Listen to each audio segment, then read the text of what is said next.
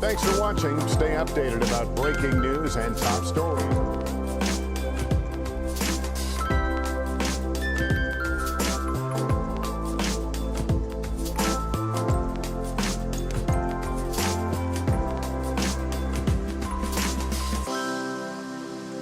You live in sexual anarchy.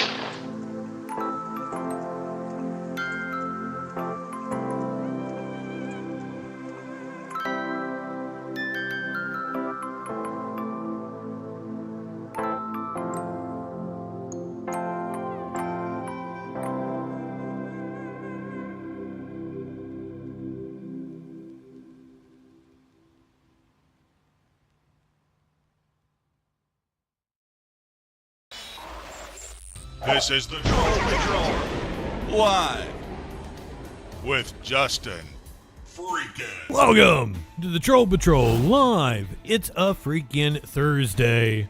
Warlord, welcome in. Gender fluid. Miley Sirius? Did I say it correctly? Did I get the joke? Love the name. Welcome in over on YouTube. We're also on Facebook. I'm trying to goad some chuds that have been arguing with me on Facebook into calling in. Also, Michael over on YouTube left me several comments overnight. My co-host Miley. Well, welcome on, Miley. Flash, welcome in. No, I do not watch anime. I just missed it. If I was like 2 years younger, I would probably be a huge anime fan. Like Power Rangers came out when I was in about 4th grade, or hit big in America about 4th grade. In 5th grade, like I hit puberty, and I went from Power Rangers to pussy. It was all about pussy, and I was too cool to get on the anime hype.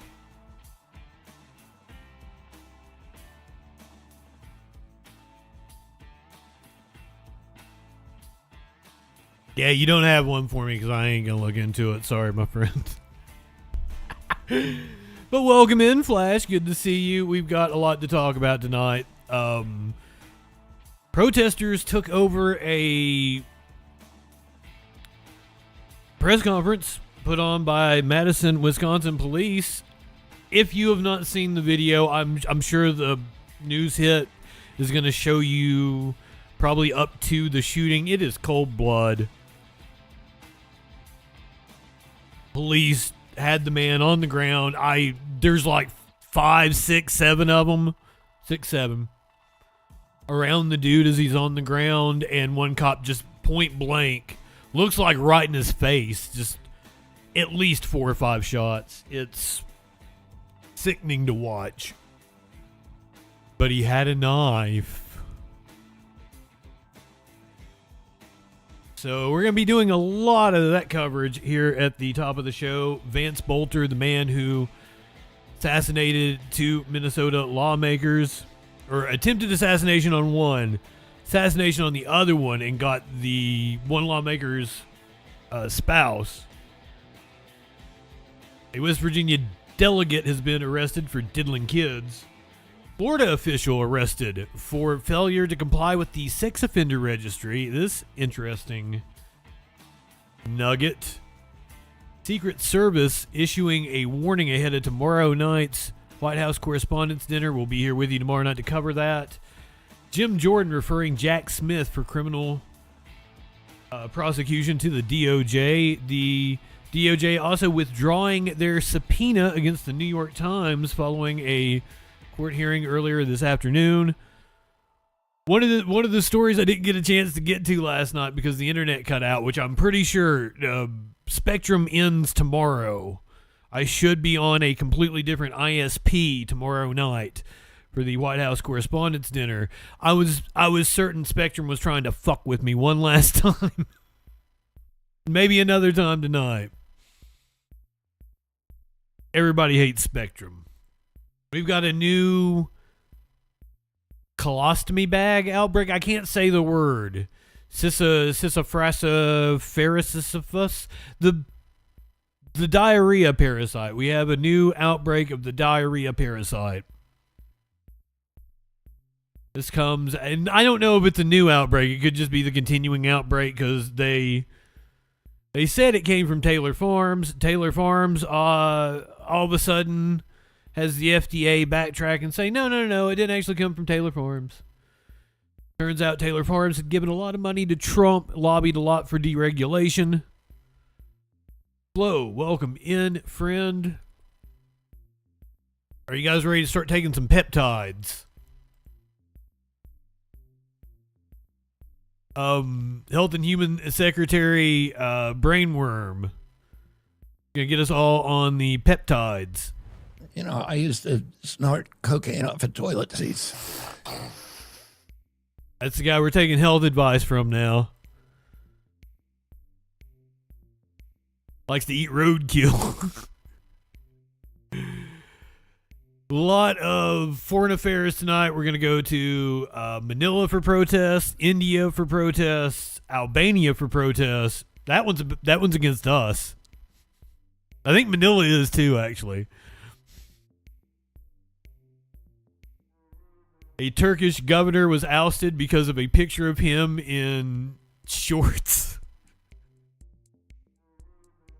Maybe not the most embarrassing thing to happen to a politician. Australian PM stumbles on an escalator. Trump was mocked yesterday during a speech in Georgia. Sacramento. My southernness is seeping out. Sacramento mayor caught on a hot mic. Tropical storm fucking shit, I can't speak. Tropical storm Bertha makes its second landfall. A kid played chicken with a train in Florida and lost.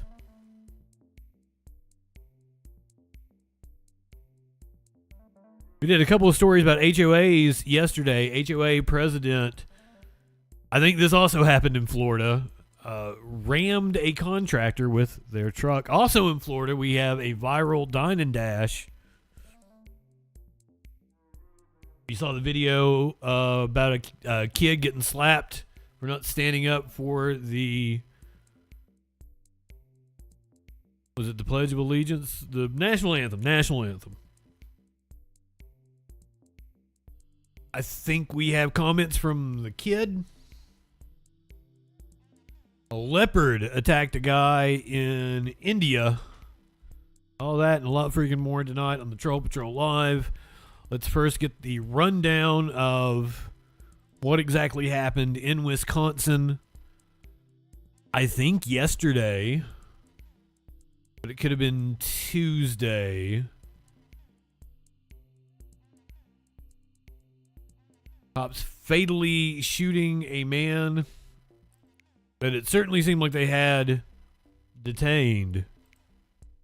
We have some breaking news out of Wisconsin tonight. Police in Madison shooting and killing a man who they say pulled a switchblade on an officer. The deadly confrontation caught on camera. NBC's Maggie Vespa is following this one for us. Maggie, this happened late today and the details are still coming in. What do we know? Yeah, yesterday. Well, Tom, we actually know quite a bit because this was actually caught on multiple cell phone cameras from multiple angles. We'll show you kind of the first one here. It's a wide shot. It kind of shows it from the beginning. You see what appears to be a black police SUV pulling into that intersection in Madison, Wisconsin earlier today. Officers jump out, 4 of them appear to tackle a man on a bike. A struggle ensues. We have part of it blurred. And then you see that struggle there. And then you hear 3 gunshots followed by people screaming. Now, Madison police say the man was armed with a knife. They released they didn't even blur it. That knife again. This is also graphic. Showed because it is that graphic. It is point blank range, multiple shots. That doesn't look like a switchblade. That looks like a kitchen knife. Am I wrong? It's a little blurry. It's kind of hard to tell. Up here to tackle a man on a bike. A struggle ensues. We have part of it blurred. And then you see that struggle there. And then you hear 3 gunshots followed by people screaming. The video is all over Twitter. It is hard to watch. Of that knife, again, this is also graphic. You just heard the gunshots there. That's the switchblade, they say.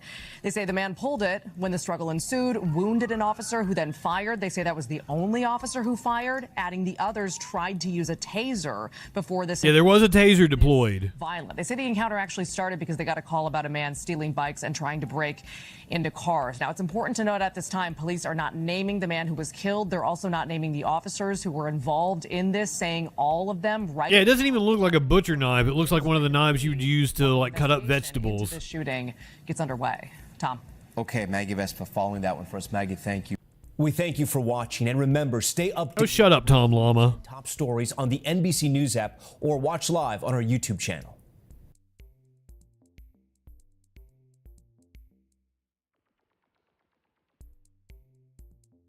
Protests erupt almost immediately. Me and you too, welcome in.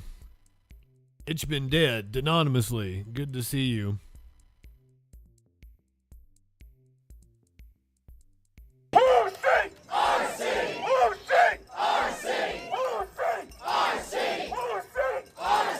What would you do to hold the police and these state positions accountable for what they're doing and murdering us in the streets, cold blood?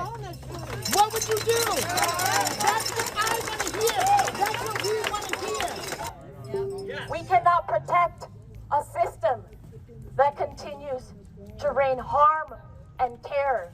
We all deserve to feel safe.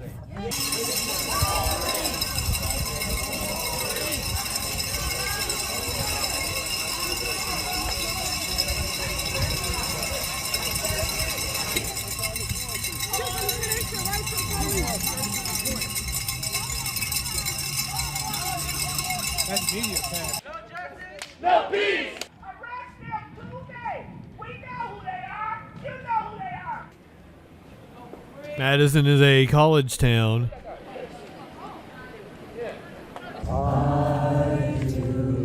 A very blue town.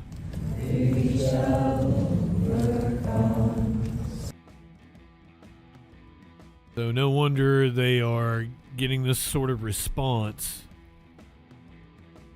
Press conference just ended a little bit ago. Let me get you to the fireworks that happened when protesters actually took over the press conference. It was about an hour ago. It happened near the same corner where Paul Heenan was shot and killed by a police officer in Madison in 2012. So 3 hours with your police department within roughly 14 years on the same handful of blocks. I'm not going to stand here and draw a legal conclusion about any of the three, but I'm saying it because I think we all have to recognize it. We have to recognize the trauma that this community has gone through, is experiencing now again, and pretending that this is the first time would ask this community to forget trauma and forget losses endured. And I will not do that. Trust in this department is not something any of us can assume. It is by far our greatest commodity. It must be earned continuously, and I think it can be lost in a single afternoon. The thinness of trust in the city right now. I can hear a little bit of a rumble. Well, we can shut this down. You can stop talking because we don't want to hear anything you've been saying. You're going to say the same thing you all say every time a black body gets shot down in this city. This is a corrupt city. That's right. Have no fear. The anti-Zionist is here. You understand me? You won't be able to talk today because I'm going to keep talking because I was born to talk my talk and walk my walk too. I told these young people back here on our way here that we have the power. Not that badge, not that weapon. We have the power. The city of Madison is corrupt. From the DA to the what's the name of this? The Department of Independent Monitoring. We don't want any of that talk. You've given us this speech with "you'll deliver justice." Oh, we've seen the cameras. We've seen. It was a knife in this young man's hand. We don't want to hear that today. We didn't want to hear it when they put their neck on George Floyd's neck. Their foot on George Floyd's neck, and we don't want to hear it today. What do you have to say about that? No. Oh, you don't get to talk, I said. Right. Go ahead. I'll step aside. And That's right. Give me this microphone then. Excuse me. That's right. My name is Carlos. I represent APTAP. All power to all people. Zero power to Zionists. Zero power to capitalists. Zero power to colonialism. What you are doing right now in this city is continuing the disgusting nature of colonialism, the disgusting nature of imperialism. Look up the definition of imperialism. It's all within the policies, which means when these police officers come down on the street and they decide that they want to take the life of another brown body, there is no oversight for that. That's imperialism, ladies and gentlemen. This man signed up to be an enforcer of imperialism. Is there anybody else want to say anything? It doesn't matter what, okay, the people want to... He pulled a rock. Come up here, the people want to talk. Doesn't matter if you have anything to say. This is our press conference, and I'll put my lips all over this microphone. Power to the people. No power to Zionists.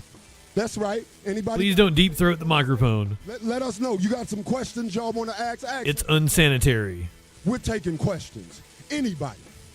I didn't think so. Turn up your Zionist noses because your entire communications and media department is all about Zionism and colonialism. We will not stand. I am a part of the class that has been oppressed and struggled my entire life. My grandmother struggled. My mother struggled. Their grandmother struggled. Those people struggled. We go back far enough and we can see that there was a white European that colonized us, that stole land, that committed genocide right here on America. And you guys want to host your bourgeoisie revolution. You guys want to run your mouths about how disgusting socialism is. You haven't seen socialism, okay? I am a revolutionary intercommunalist, okay? I believe that there is no separation of the struggle. You see my hand right here? Okay, this dude is going to be all over Fox News and right-wing media. They are going to boogeyman the shit out of him. He's up here talking about socialism and taking over a press conference. This is red meat for the right-wingers. We will not stand. I am a part of the class that has been oppressed and struggled my entire life. My grandmother struggled. My mother struggled. Their grandmother struggled. Those people struggled. We go back far enough and we can see that there was a white European that colonized us, that stole land, that committed genocide right here on America. And you guys want to host your bourgeoisie revolution. You guys want to run your mouths about how disgusting socialism is. You haven't seen socialism, okay? I am a revolutionary intercommunalist, okay? I believe that there is no separation of the struggle. You see my hand right here? This is how this is fragmentation. All of these struggles, Palestine, Congo, America, Sudan, Venezuela. But when you put that fist together, you get the power of intercommunalism. So I'm on Donald Trump's side, okay? I don't like communism because you guys have rebranded communism. You guys have took socialism and the fight for liberation and turned it into something you can profit for. Just Wait a minute, where's he going on this one? nonprofit organizations inside of this city. I've seen the paperwork. I've followed the paper trail. I have smelled the Zionism all throughout your city. It is time for you guys to wrap it up. But he's on Donald Trump's side. You don't have no questions. Let's go. It won't be no meeting today. You go for it. I'm not sure he knows what the fuck he's doing. They don't know what the fuck they're doing. Do you understand that? And I would like to hear what the police chief has to finish saying. And I want you to also be a part of that conversation because this is an opportunity for us to have a conversation. So what you're doing is you coddling up to imperialism, brother. There will be no coddling to imperialism. If you don't have a question about what kind of charges are going to be brought by so you are coddling to imperialism. I don't stand for that. I fundamentally reject it, brother. You can get on. If you got some questions about what's going to happen to these pigs that killed that young man because he appeared to be homeless, then let us know. Will there be just so? That sounds like a song. There will be no investigation. Police have asked DCI to do is a homicide investigation. So one second, because I don't do the yelling of a black man. I don't care. I don't do that. They invited you to this room, young man. They didn't invite me. I don't care. So it doesn't matter. You don't have a question. You have an opinion that coddles to capitalism. Your opinion coddles to imperialism. Hey. Okay, chat, what drug is he on? Terrible Time says he's on the angel dust. Hey, that's coddling. Nope. For too long, we are having a conversation. The cop gave him the mic. Matter of fact, you know what? We're not having no conversation. And I'm giving him the answer. He said, what is the charges being brought up against the officer? Okay. They're asked for it to be a homicide investigation. And that's why we all are here. Right. Yes. So we got to have a conversation. We don't have to monopolize to get our points. This microphone ain't even on. It is totally on. No, I don't get to respond back to him, brother. I know the response. You are out your mind if you think you're going to hypnotize me into believing that this young man is going to deliver anything other than what we have already been through. There is no difference. This is the clown show. This is a puppet show. Stop it. That young man there and all of these officers with these badges are puppets. The media are puppets. That's right. Y'all turn your cameras off. I know you did. Because you better do it. Because I said I'm an anti-Zionist. I'm anti-imperialism. What's your question? Can he talk? Investigating this as a homicide. I like that answer. What's your question? Now let him finish so that we can actually hear the information. And now you're yelling at a black woman continuing to discuss this. I don't care. He's raising his voice. You're telling him something and he should listen because you are the backbone. Do what you need to do. What you're not going to do is tell him what you need to do. What I'm not going to do, what I'm not going to do is hey, no, you don't get to walk up on me, brother. You don't get. It don't matter. You don't get. I ain't no shaking no motherfucking hands with no imperialists. Okay. I don't do that. Okay, you're in my space right now too. Now I'm gonna back up right here, and if you keep walking up on me, I'm gonna show you what I'm talking about. Let me put my things down. That's aggression. That's a sign of I'm backing up.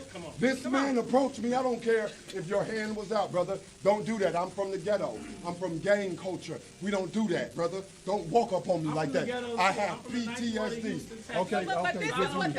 And that's the problem right there. Right, so tell him to calm down.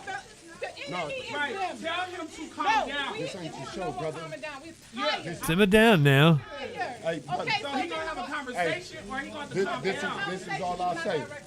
Brother, it ain't no, that's right. No, that's right. Go get y'all some rest. And these are the ladies and gentlemen that will rest good tonight. They're going to sleep good tonight. Anti-imperial. Whatever. That's right. So, Get and them that's gone. what happened. Get them gone. What's the schedule here? How long is this supposed to go through? I went to Look at that. Black Hawk East, Madison College, and UW Madison. We don't need nobody that's not from here speaking for us. So he's a visitor. It is kind of wild that I guess it's the chief of police or the public information officer. Let the police chief finish their He's like, all right, you can have the microphone. that we need, and we can run with it. So here's the thing. But this So right here's here- the thing. Look, this is not your show. Here's the thing. We all witnessed on social media last night a human being. No, brother, this isn't your show. You were spitting a little bit there. But ultimately, I think you're doing this for ego as opposed to actually making a good point. I think you're full of yourself. Take the life of another human being. We were all there, and Stop you were it, not there. stop So it, you gotta stop it, flying in stop it, stop and it, impeding our Clyde. space. Stop it, Clyde. Impeding our space. Hey, Stop it, Clyde. Negro only buy, Clyde. Get up out of here, Clyde. Ain't no sir, I don't coddle or capitulate talk to to your women like hierarchy. Ain't no coddling Clyde. You used to being around, but you're not gonna disrespect women like that, That's my right. brother. That's what you gonna do. Because is I'm get like up. that. No, you're not. I'm like that. Because if you was, you'd have did I'm something. like that. Do it. Do something. You talking Show about? me how like that you are then. Show me if you like that, young man. I ain't here for that. I ain't here for that. I'm not here for a good time. Right. I'm not here for a good time. We having a conversation What, up here. I This is understand. mad. I love you from Milwaukee. I didn't do that. It was on their end. Hey, thanks for welcoming me into Madison, Wisconsin. I feel great. I feel great. I feel good. I'm the happiest I've been in years. This is a press conference that took place. Just ended. I think this happened about an hour ago, hour and a half ago. Y'all outside? Hey, no, they don't. Police were updating the community and press Will there be charges brought up against after a fatal shooting. They shot a man point blank in the middle of the street. They said he had a switchblade. If it had been my black ass murdered somebody in the street, y'all will have me in jail right now. There should be accountability. Officer Patterson, that's all I'm saying. So then we got to disrupt. We got to disrupt because y'all gonna capitulate. We know the script. You are, I'm sorry. You are, Yeah, but you're making it the you show, and you seem to be and you're shutting other people down in the community. doing right here. There will be no need. Oh, no. So what I'm saying to you is out of, No, you better if you not. love me, You if better you not. love me That's, as a black woman, you are not going. I will walk out of this Excuse me. space. I feel like you're trying to make me feel guilty for standing up for injustice. I'm sorry. I don't. I mean, I think it's not cool, and I'm going to continue. Hey, I hear you. No, ain't no stand. I just told you the logics of it. A human being killed another human being. We need those young people in jail. We need those pigs in jail tonight. We need, I agree with that. are those pigs going to jail tonight? Where they at? No, I am listening, and that's what you're not understanding. You look, man. At least the one that pulled the trigger. Leave me alone. I'm begging. We ain't gonna talk later. I'm never gonna talk to you. I don't coddle or negotiate with anybody that stands along the side of fascism. But let him finish talking. We are men. Men are supposed to be able to have conversations. Human beings are. You don't get to monopolize. Human beings. I'm not You monopolizing. This ain't no monopolizing. This is a movement. This is not my movement. They can strike me down today, and these people right here gonna continue. This ain't my movement. You out your mind. That young man out his mind. That young man out his mind. Every fucking voice matters. And every black person in the streets matters. And enough is fucking enough. He can. Damn it, he can. He's a black man. What the fuck you talking about? And you acting like a fucking coon. What? Well, guess what? He a black man that ain't gonna kiss this white man ass. Ain't nobody kissing your ass up in here. Yes, you are. Ain't nobody kissing your ass up in here. Let's see him kick some ass. Girl, please. And We've come this far. Let's do it. swell up with this young lady, I'll beat your ass. You swell up with this young lady in here, I'll beat your ass in front of the police. You swell up with this young lady in front of the police.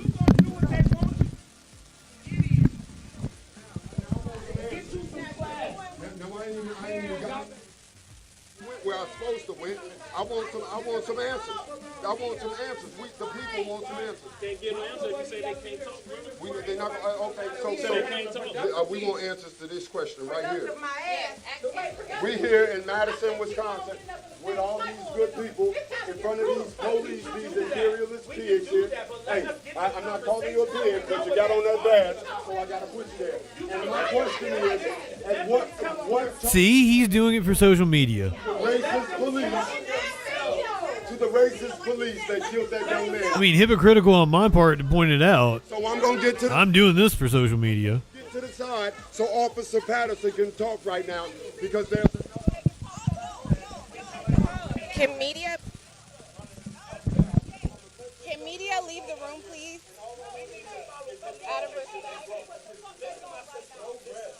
There are rules to communication, and we need to follow them. We are smarter than that. We are smarter than that. We can all sit in here and have a conversation. Let's have it. If you're just joining us, Madison, Wisconsin police shot a man late yesterday afternoon. Point blank, it looked like they had him subdued.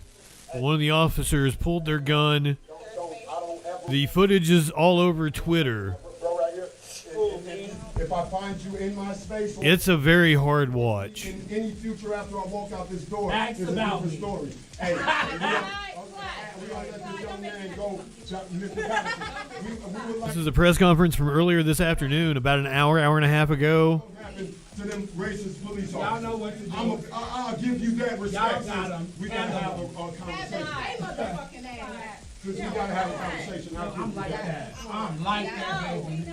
I'm like that. This police chief don't just know me from walking around. He knows me. They knows me.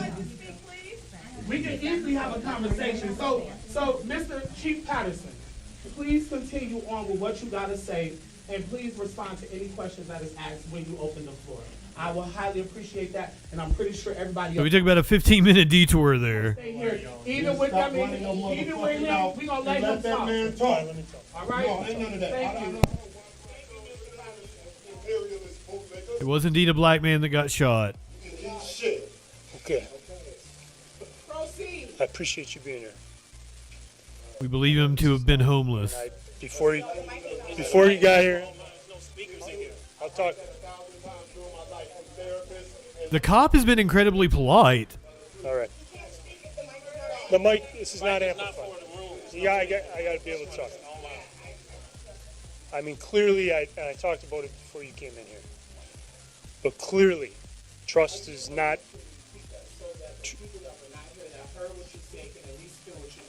Hear what you said, please.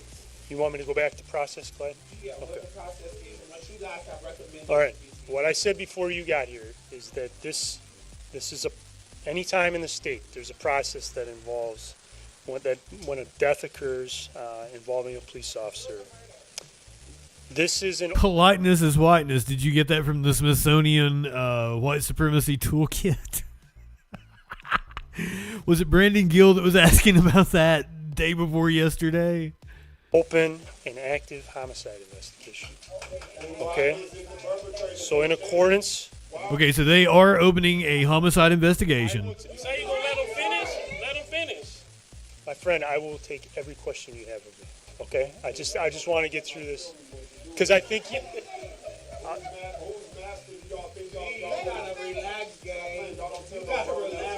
I'm saying you. That's what you said, bro. Yeah, you gotta relax. All right, Clyde, please. Clyde, I'm trying here, man. Please. Clyde. Let them fight. Clyde. Let's take it out back. I'm not amplified over here. I'm trying, you guys. Please. Please. Can I offer you a nice egg in this trying time? The revolution will not be televised, brother. It will be live. Look at this. The revolution probably going to be live streamed, honestly.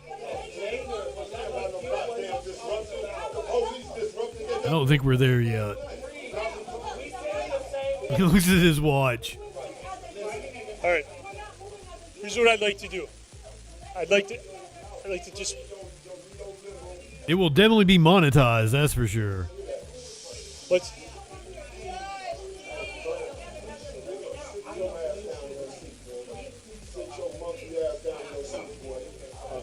Sit your monkey ass down.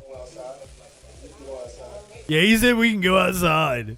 I want to see him fight. Okay, I'm going to repeat myself, but in accordance with state statute and long-standing practice here, we've called for a thorough and independent criminal investigation into yesterday's shooting. So at the request of us, the Department of Justice Division of Criminal Investigation, they're often called DCI, they're going to lead this homicide investigation. We are not leading it. So they're a statewide agency, if you're not familiar with them. They have significant experience and expertise in leading investigations, related to police-involved shootings. So I think everything has calmed down now. I was taking guidance from us. They're not. I was into the chaos. Announced that there is an open homicide investigation. As I said, that. Hold on, there may be a little more towards the end here where it gets a little rowdy. It's not working. It's not working. It hasn't worked for a very long time. I'm going to say something. Because the answer to my question, you guys, is imperialism, which is the absolute, the structure of why this pig will go free. And we have to attack that. Any other questions about funding another nonprofit is us being bamboozled. We gotta attack imperialism or we will get no results. Can we actually answer that question, why that officer, just to be clear, did you recommend that the investigation is handled as a homicide, or was that policy? This is an open homicide investigation. And period. You guys we asked for the criminal investigation. Okay, yes. so with that being said, why isn't that gentleman arrested? If this Again. No, just say because he was a police officer. Because he's a police officer, that's correct. Imperialism is the policies that protect these pigs. Now, if that is what it is, then just tell us. I'm not looking. Because I've never seen a civilian Clyde, on a homicide.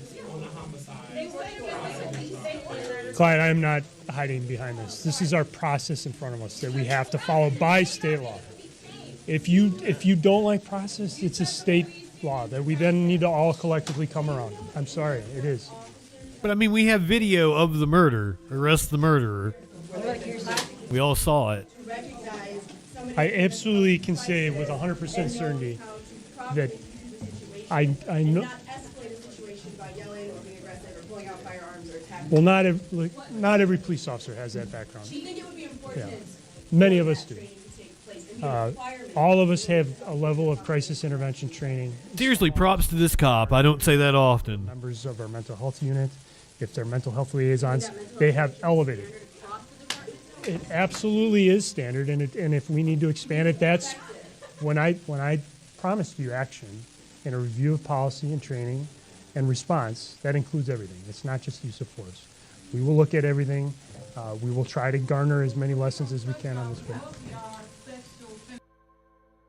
Deborah, Flo, Torchwood, anonymously, Larry, School of Crop, welcome in, friends, Parkourse. Anybody else sneaking in here on me? Good to see all of you YouTube people. Dannon, welcome in.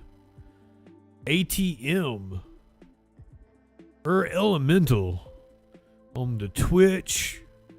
We're also on Facebook tonight. Bagheera, my friend, good to see you. Deadly Chihuahua. Man, Chihuahuas are deadly. Do not get lulled by those little fuckers. Clinically, good to see you. Ducky, Avalon, T-.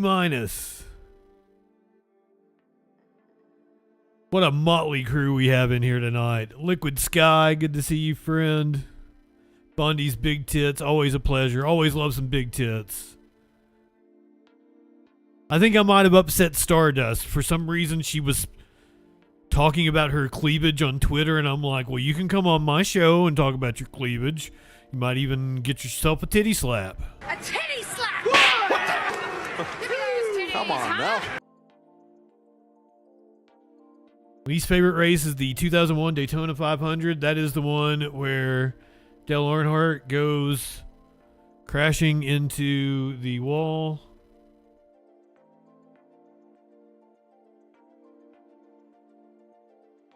Raise hell and praise Dale. Ain't lying. Welcome in. What ain't you lying about, friend? A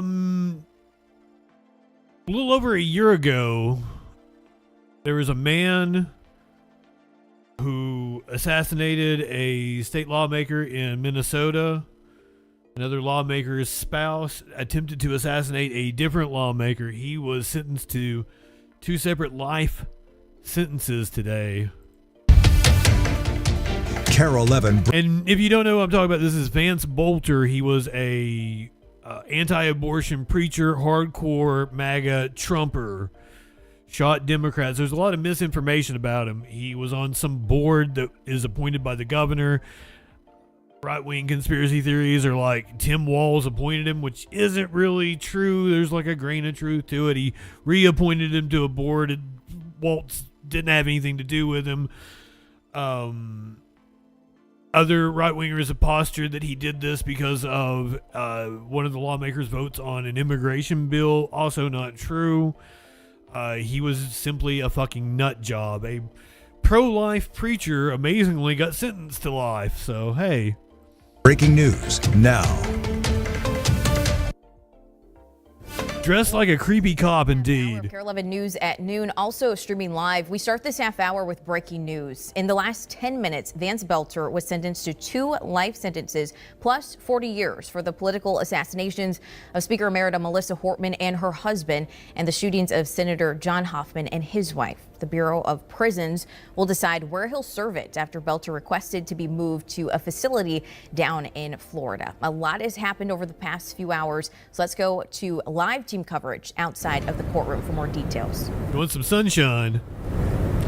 Yeah, Cece, it was 2 grueling hours of victim impact statements before Vance Belter learned his sentence. Now, I'm joined by Gordon Severson and Danny Spiewak. Both were in the courtroom as that sentence was handed down. First, Gordon, I want to ask you, tell me a little bit about the family's reaction. And essentially, this is a day that they've been preparing for, and yet it was still very fresh and emotional.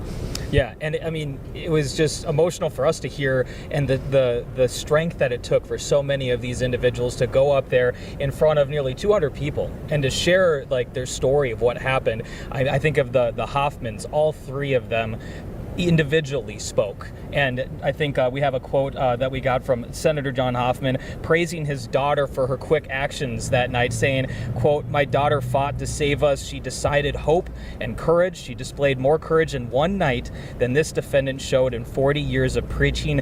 Minnesota lost 2 devoted public servants." And that indeed she went up there. I'll give that one an amen. To be able to see that she had the strength to go and talk in front of all those people. Yeah, and you know, in addition to the family members who spoke today, there is also the whole political implication of this trial and of this sentencing, I should say, and what happened. Danny, tell me a little bit about the politicians who spoke and gave victim impact statements as well. Audrey, this was obviously a shocking act of political violence, among the worst, certainly the worst in the state of Minnesota's history. And one of the things that really stood out was some of the comments from Representative Kristen Bonner, of course, who Belter visited her home. She happened to not be there on the morning of June 14, 2025. And then from the House DFL leader, Representative Zach Stevenson, who was really an understudy to Melissa Hortman for so many years, very close friend of hers. And they both looked Belter in the eye and looked at him and said, "You attempted to cause terror in our life. You attempted to try to dissuade us from doing our jobs as political leaders, but you failed," what both of them said, looking at him and telling him in his eyes, saying that you have failed to deter us from being public servants and that we're more committed than ever to do the job. And I thought that those 2 really eloquently put that out there in court. Yeah, Tim Walz didn't say that. Tim Walz is like, "Nuh-uh, I'm out of here. Fuck this." The statement was 18 words long, and there wasn't really a lot of time to react, but give us the gist of exactly what he said. basically, just said that he was sorry for all the pain he caused. I believe it was 18 words, and immediately afterwards kind of turned to go sit back down. And then the judge kind of was like, well, So his statement is, to every person I have caused loss, pain, heartache, confusion, sadness, shame, or loneliness, I am truly sorry. That was the statement given by shooter Vance Bolter. I'm going to keep you up here to kind of talk a little bit more about the sentence because it was wrapping up at that time. And so, he read it quickly, decided like he was going to sit down. I know, some of the family members question, his sincerity with something like that. But I feel like no matter what he would have said, they wouldn't have found any closure in it. One thing that really stood out to me, and you mentioned with Representative Bonner, when she mentioned that, she said, I would have opened that door if a police officer came. And knowing that if she would have been home, she probably would have been another victim. That was a powerful thing to hear. And to her talk about how she probably would have had her grandkids there and feeling the guilt of being a public official and potentially putting them in that danger, something she never really considered, was something that was really powerful that stood out to me. Yeah, and we all know that this isn't really the end of this case. We know it's the end of the federal proceedings, but the state is bringing its own separate case against Vance Belter, and those proceedings are set to start in a little over a week and a half's time. So, Cece, with all of that, obviously this is a big day in Minnesota, a lot to still talk about, a lot of conversations still to have. But for now, I'll send things back to you. Yeah, a lot of eyes have been on this. So Bolter sentenced 2 life sentences in the federal side of the case. Request to be sent down to Florida, which, yeah, as clinically pointed out, I wouldn't want to do that. Florida's a wild place, though. We've got multiple Florida stories tonight. We covered the woman hunt that's been going on for at least 2 weeks at this point in time. The murder was about a month and some change ago. They found a man buried in the panhandle of Florida. A woman has been on the run. Several of her associates arrested. We have new details. She may be a master of disguise. Authorities are pressing the public for help finding an accused killer who police say is a master manipulator. I'll put the address, and the address will tell me anytime. Isabel Johnson is accused of murdering Florida father Jason Colthart. He disappeared in May, and last month authorities say they found his body in a shallow grave under concrete and a vehicle. They say this surveillance footage the next day shows Isabel Johnson speaking frantically. I'm not from here originally, so I'm lost. It's here. I can't find it. Concocting a lie in order to flee. The video that we released, she reported that she was just involved in a domestic violence incident. Unequivocally false. She was able to get a ride back into Walton County, and that's ultimately where we got that video from. Investigators say even before Isabel Johnson was wanted for murder, she used a number of aliases like Harley, Jessica Bowman, and Jessica Thrash. She was arrested for possession of stolen property in Georgia. They say she frequently changed her appearance, and investigators believe she has now cut and dyed her hair to further conceal her identity. She's also believed to have had help. 5 people have been arrested for allegedly helping her flee, including the person who lived at the home where Jason Colthart's body was found. Her MO is 2-3 days here, 2-3 days there, really kind of all over the place, using other people's phones, using other people's financial means, etc. And that's one of the things that we know for a fact she's doing to evade. Local law enforcement have now assembled a task force, and they're working with federal agencies to track her down. I do feel confident that we have some updated information here in the last few days that we're back on the right path. Now, the relationship between Isabel and the man she allegedly killed is still unclear. Police say they may have been friends, or there also could have been some kind of love triangle involved. In fact, when we talked to investigators, they said there might be 5 different love triangles between the suspect, the murder victim, some of the witnesses, the people who allegedly helped her. It's a crazy case. They are just focused, though, on finding Isabel Johnson. Yeah, wild story there. All right, Trevor. Thank you. Up to 5 different love triangles. Like, I mean, why is everybody so horny here?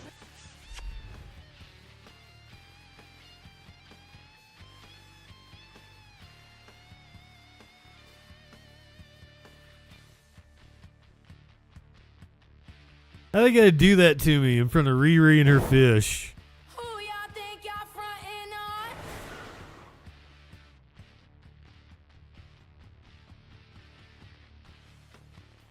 Let's go to West Virginia, where a member of the West Virginia House of Delegates charged in a probe of alleged sexual conduct with a minor. Yep, that's about what you expect them to look like.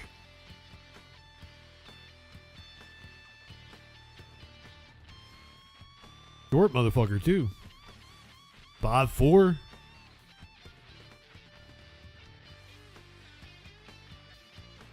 A West Virginia lawmaker is accused of enticing a minor on Roblox. Oh, this is a double whammy. Don't let your kids around Republicans. Don't let your kids on Roblox. Neither of those things are safe for kids. West Virginia lawmaker is accused of enticing a minor on Roblox and Snapchat and then engaging in sexual contact with her. According to federal court documents filed on Wednesday, Republican Delegate David Elliott Pritt, 36, is charged with enticement of a minor, an investigation of allegations that he had a sexual relationship with a student at the school where he taught. A federal criminal complaint filed in the U.S. District Court said Pritt is accused of communicating with the girl while she was in 8th grade through Roblox and Snapchat, where he allegedly told her he loved her. At the time, he was a middle school teacher. During the summer of 2025, Pritt is accused of sending sexually explicit photos to the minor before initiating a physical relationship with her towards the end of the year. The complaint alleges Pritt then requested the minor come to his classroom at Oak Hill High School, where he allegedly engaged in sexual activity with her. The minor told investigators this allegedly happened 5 to 10 times.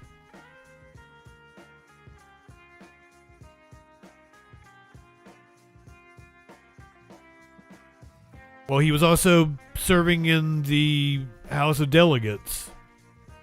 Why wouldn't you point out that he was a state lawmaker? Every sentence worse than the one before. Man, ain't lying. I don't give a shit if they're Democrats or Republicans. I'm going to report on it. I don't understand why people get their panties in a wad. Well, you got to point out he is a Republican. I'm going to point out he's not a goddamn drag queen. It never is.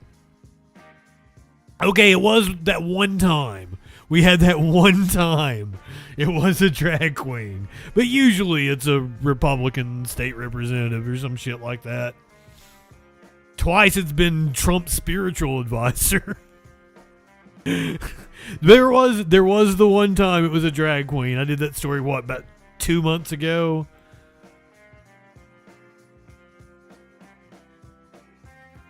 We're going to go down to Florida where a official, I don't know if it's Republican or Democrat. Let's find out on this one. It is a town manager in Santa Rosa County. She was apparently picked up for failure to comply with the sex offender registry. The Santa Rosa County Sheriff's Office conducted a sex offender registry violation roundup. Oh, no, ain't lying. It wasn't a city council seat. He was in the state House of Delegates, or the state. In other states, they might call it the House of Representatives, the state house. In West Virginia, it's called the House of Delegates. He was a state lawmaker. This is a city manager in Florida, arrested by the Santa Rosa County Sheriff's Office, apparently for failure to comply with the sex offender registry. The Santa Rosa County Sheriff's Office conducted a sex offender registry violation roundup this morning. Multiple convicted offenders were arrested, and that included April Watson, who's in the running to be the town of Jay's next manager. Our Melanie Levy joining us in the studio now. Melanie, the Sheriff's Office says they do these sweeps to find offenders who are not updating their personal information properly.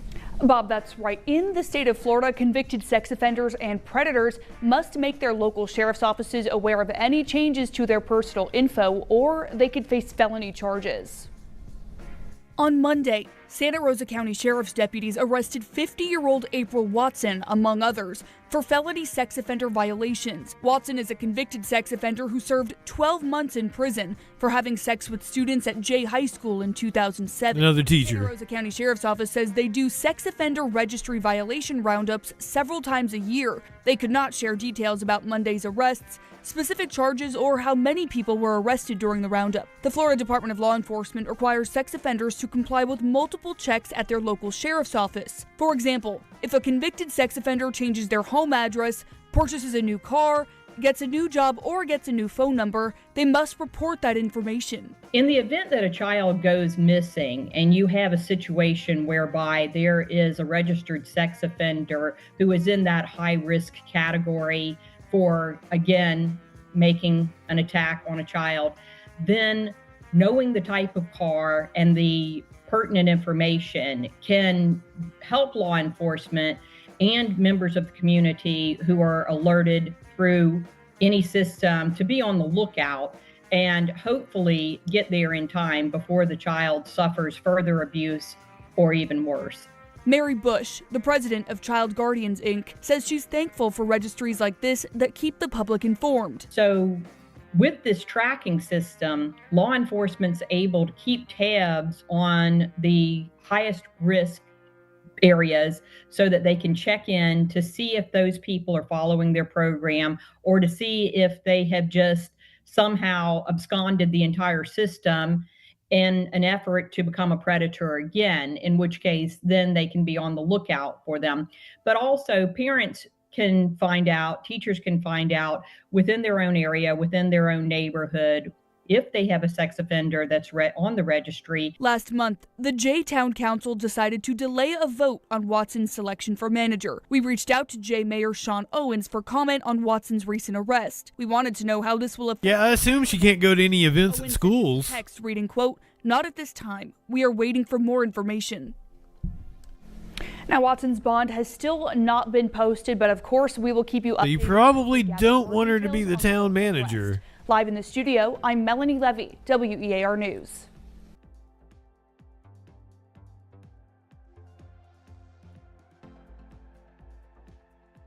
Politically, I don't know the answer to that question, to be honest with you.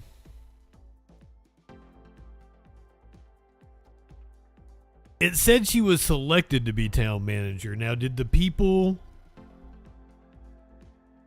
Surely they would know, right? But then it happened like 2007, so almost 20 years ago. She served her time and everything, but apparently she bought a car or something.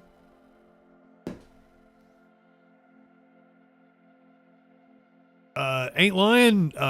You ain't lying on that one. As someone who got popped for a DUI when he was 18. Thank God having a DUI isn't a scarlet letter.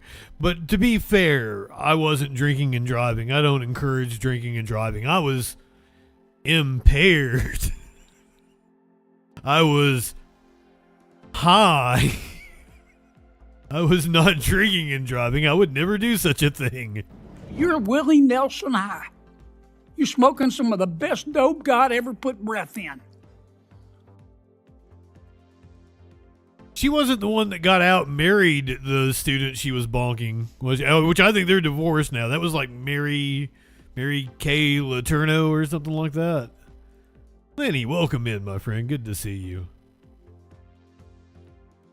The Secret Service is warning about an uptick of violence, which we covered it last night. Some of the violence can be attributed to the Secret Service. They shot a man for no fucking reason. That man's suing them for negligence.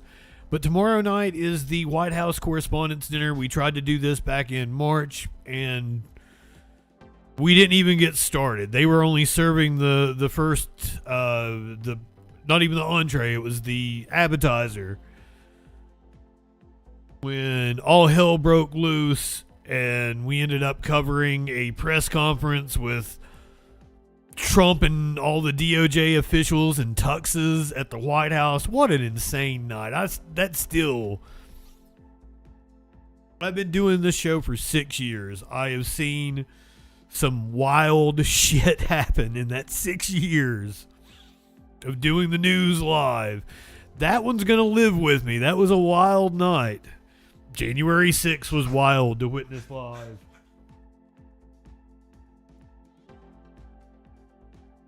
You got a hairball, buddy? I got a cat hacking over here. I was like, what was that noise? Oh, he's probably got a hairball. And I guess before we get started, you want to see a cat, don't you?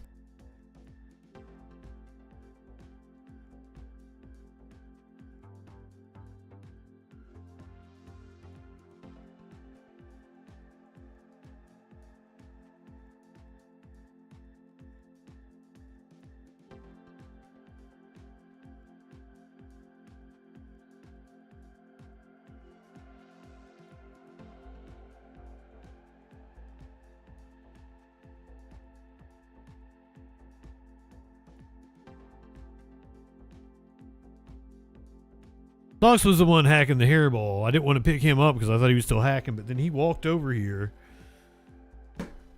I was like 12 when OJ was driving down the freeway, so not doing this show, no. I do remember it, though.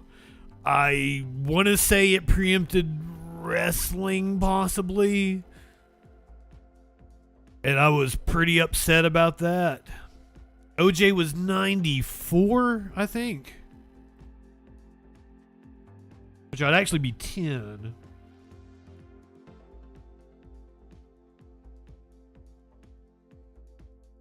June 17th, 1994 was the Bronco chase.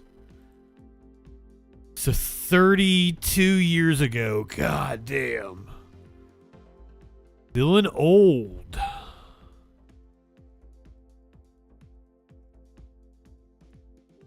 Secret Service warning about an uptick of violence ahead of tomorrow night's White House Correspondents' Dinner. The rescheduled event, we'll be covering that. Will come on around 6 tomorrow. The Secret Service is warning of a sharp rise in threat levels ahead of a rescheduled White House Correspondents' Dinner. Secret Service officials say nationwide threats have reached an unprecedented level. Agents have opened roughly 10,000 protective intelligence cases since January. That is nearly a 40% increase from the same period last year. CBS News Homeland Security correspondent Nicole Skanga is joining us live with more. So, Nicole, what did he call her a skanka? Is the Secret Service seeing? Yeah, absolutely, Vlad. First of all, I just want to say that the Secret Service never releases these numbers. I mean, these are the first sort of glimpse we've gotten into what this agency has been up against. And we saw earlier in May of this year and in April, 3 officer-involved shootings in the course of about a month. Again, these are pretty unprecedented times, and certainly when we heard directly from Director Sean Kern just yesterday, he made it clear that this is the most number of threats that the agency has ever faced in his 24-year career. So you mentioned... Well, you would expect that. The population keeps going up. So, of course, like when they say, like, oh, this is the most that we've had, blah, blah, blah. The population keeps going up. So, of course, it's the most you've had. Those roughly 10,000 protective intelligence cases since January, that's up 40%. Also, there's a pedo-fascist in office. Nearly 10 times the number of mental health interventions this year compared to last year. A lot of those cases include what they call gate callers, individuals who come to the White House who might be confused or have a mental health challenge and want to speak with the president. So Secret Service also seeing just a tremendous uptick in those voluntary and involuntary commissions there. In addition to that, 3,000 protective events this calendar year alone. That includes, of course, the president, but also the vice president, cabinet officials who are protected by the Secret Service, including the Secretary of the Department of Homeland Security and the Treasury Secretary, in addition to a number... The Treasury Secretary, who... No, hold on.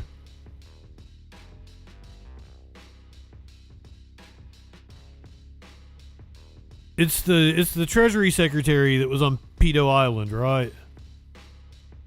Or is that the budget? No, Voight is the budget director. What's his name? Lied about being on Pedo Island. Holy shit! Why am I drawing a blank on him right now? When they were questioning him about it, he's like, "I took my family to Pedo Island." I couldn't have done anything wrong. I took my kids there.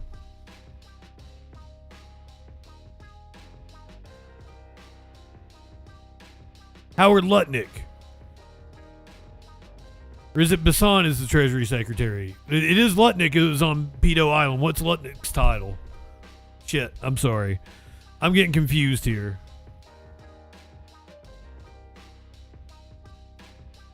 Commerce Secretary. Thank you.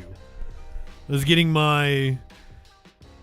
Yeah, Besant is the Treasury Secretary. Lutnick is the Commerce Secretary. Senior White House officials. One of the biggest concerns always within the Secret Service is the threat of lone actors, individuals who may not make an explicit threat online, but still exhibit obsessive or concerning behavior toward protectees. And one of the things that Secret Service really emphasized during their briefing with reporters yesterday are behavioral indicators of targeted violence versus just a specific profile of what an individual who is of concern may look like. And they stress that it's really important for not just law enforcement, local and state, but also friends, family members, and neighbors to look for any concerning behavior, even referencing that UFC plot against that massive event outside of the White House, how it was the mother of one of the suspects who first clued in law enforcement to that very serious plot against the president in that public event. And so, again, just stressing a need for the public to come forward with any information here in light of just a massive uptick in protective intelligence cases at the Secret Service. Nicole, we're also getting new details about a Secret Service agent on Vice President Vance's detail. Yeah, I'm glad she brought that up. That was my very next story. Let's go ahead and go to that. A Secret Service agent on Vance's detail apparently leaked his location. Service confirmed that one of its own agents is under internal review, though it declined to say exactly why. A source tells CNN the agent who protects Vice President Vance and his family is suspected of leaking information for a news story. The piece by MS Now revealed he's wanting to get paid. Security detail are, quote, fed up with unpredictable last-minute requests, including the VP planning to fly his son on a military chopper to a golf lesson. The trip was reportedly canceled due to weather. CNN senior correspondent... Oh, Serge, hey, why do you think I'm dangerous? I'm a lefty. Why would you say that to me? I'm a nice guy. Why do you think I'm dangerous?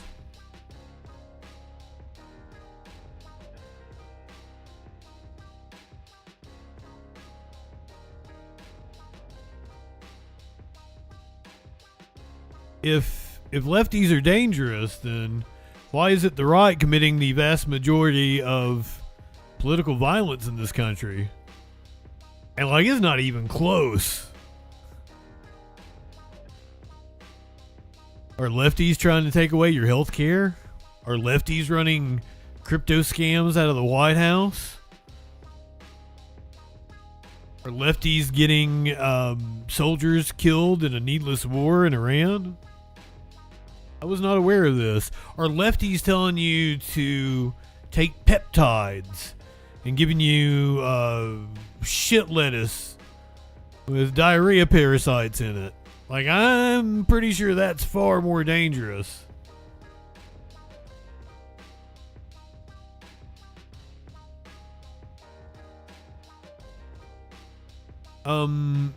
Gino, but that's not true.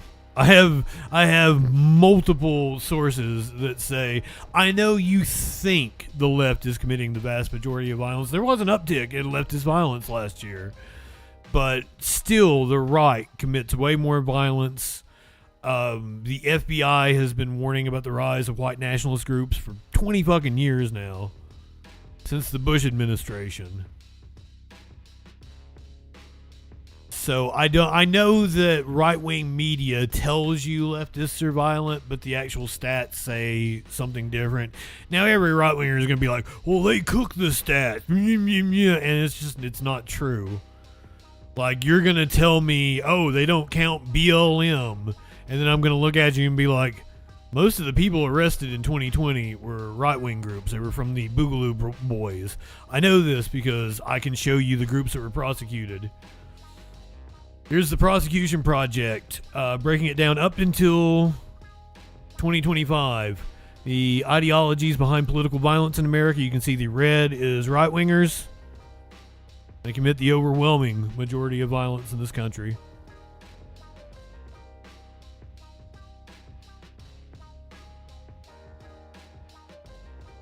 This is Time Magazine. I need to put a background behind it because you can't see all the other stats. But this is right-wing violence versus left-wing violence.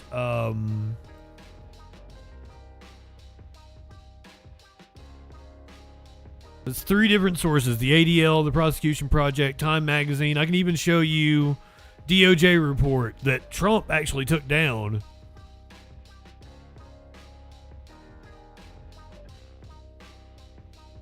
You just told me to go get some education when I'm literally showing you the stats.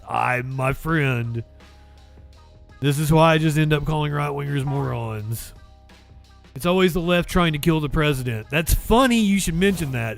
Now, the dude from the White House Correspondents' Dinner, he seemed to be of the left. Now, granted, he said he was doing it because he was tired of traitor pedophiles. He didn't actually say he was trying to kill Trump, which is hilarious to me because the DOJ charged him with trying to assassinate the president when he said he was going to take out a pedophile traitor. So I felt like that was pretty much Trump admitting he's a pedophile traitor. But ironically, the kid, what was his name? Crooks, Thomas Matthew Crooks, in Butler, Pennsylvania, registered Republican from a Republican family, from a Trump-supporting family. Also looked up where Joe Biden would be. So that kid was, and I'm not going to ascribe any kind of political leanings to him because it seems that he was just a troubled kid that if Joe Biden had been in Butler, Pennsylvania, he would have also attempted a shooting. So, but from a conservative family, a very hardcore Trump supporting family. The second guy, I forget his name. The dude with the blonde hair, he just got sentenced about a month ago. Can somebody give me his name? He voted for Trump in 2016. And Ryan Ruth, thank you, Flash, voted for Trump in 2016. Turned on Trump in 2020 and supported Tulsi Gabbard, who is now a member of Trump's cabinet. So the idea that the left is represented by the black. So any year you're looking at, there's black, and then the red is right-wingers. So the right wing is overwhelming every year.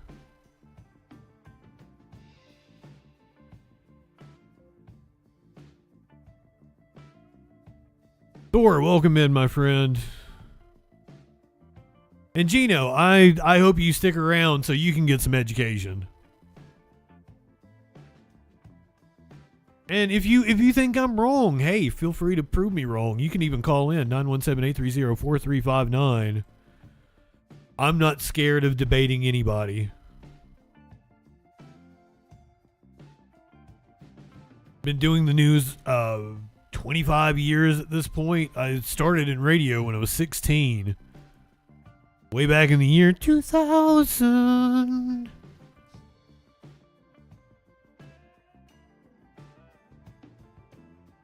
This is all I've ever fucking done. I've worked for TV stations, newspapers, radio. Pretty well versed in this. But now I understand there's a lot of misinformation going around. There's right-wing propaganda is incredibly strong. That's one of the reasons why I was motivated to do this show.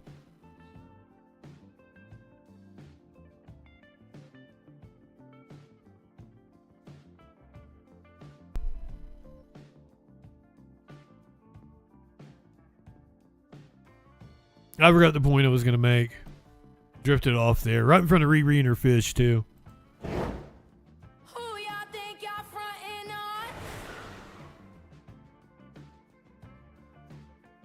Right-wingers love the law. So much so that they elected Trump to keep him out of prison.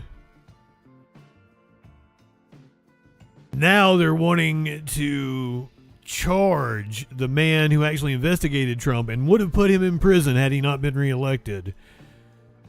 Jim Jordan, who covered up sexual abuse at Ohio State University when he was working there as a wrestling coach, has referred Jack Smith for criminal prosecution to the DOJ. Can you tell us about this letter that Jim Jordan sent to the DOJ asking for this criminal investigation of former special counsel Jack Smith? What's he alleging and what's prompting this now?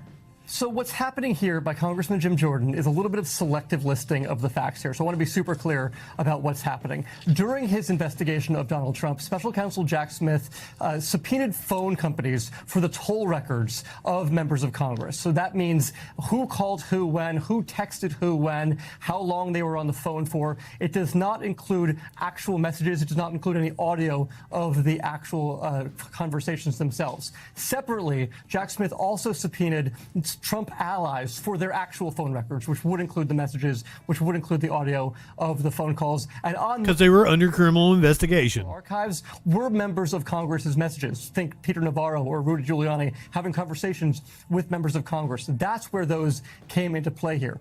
Congressman Jim Jordan. You think we're stupid? You think we're fools? Yeah, Rudy. I do. Says that he's going to investigate some lying to Congress by Jack Smith because of that issue. And Jack Smith has long said he does expect to be indicted and get in trouble by this Department of Justice. We thank you for watching. And remember, stay updated on breaking news and top stories on the NBC News app or watch live on our YouTube channel. Oh, I missed it. I wasn't fast enough there. I'm sorry. NBC News app. Shut up, Tom Llama. YouTube channel.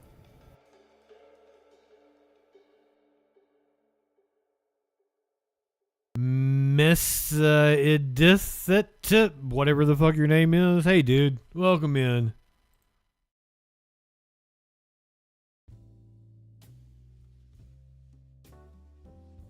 Interesting perspective you have there.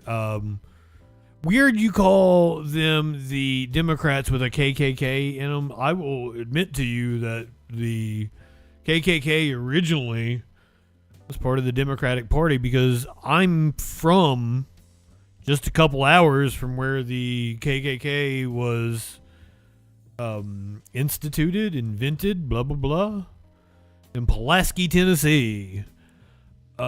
Those are Southern conservatives, and they left the Democratic Party over civil rights.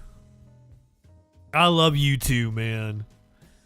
You get a titty slap. A titty slap! Come on now. The Trump administration had subpoenaed journalists over the leak about the story concerning his Qatari jet, which is apparently a security risk. And he didn't want to fly over the Middle East in the jet that didn't have the anti-missile capabilities. Which, by the way, like, I don't want to see him get taken out by Iran. I honestly don't. I know a lot of people are rooting for it. I see it in the comments on my videos.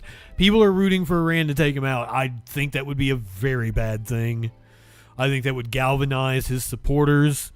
I think that would make the MAGA movement stronger as it's on its last gasps, and it would deprive us of doing what we need to do in order for this country to heal. Trump really needs to face justice a la Mussolini or Gaddafi. They would make him a martyr. That's exactly right.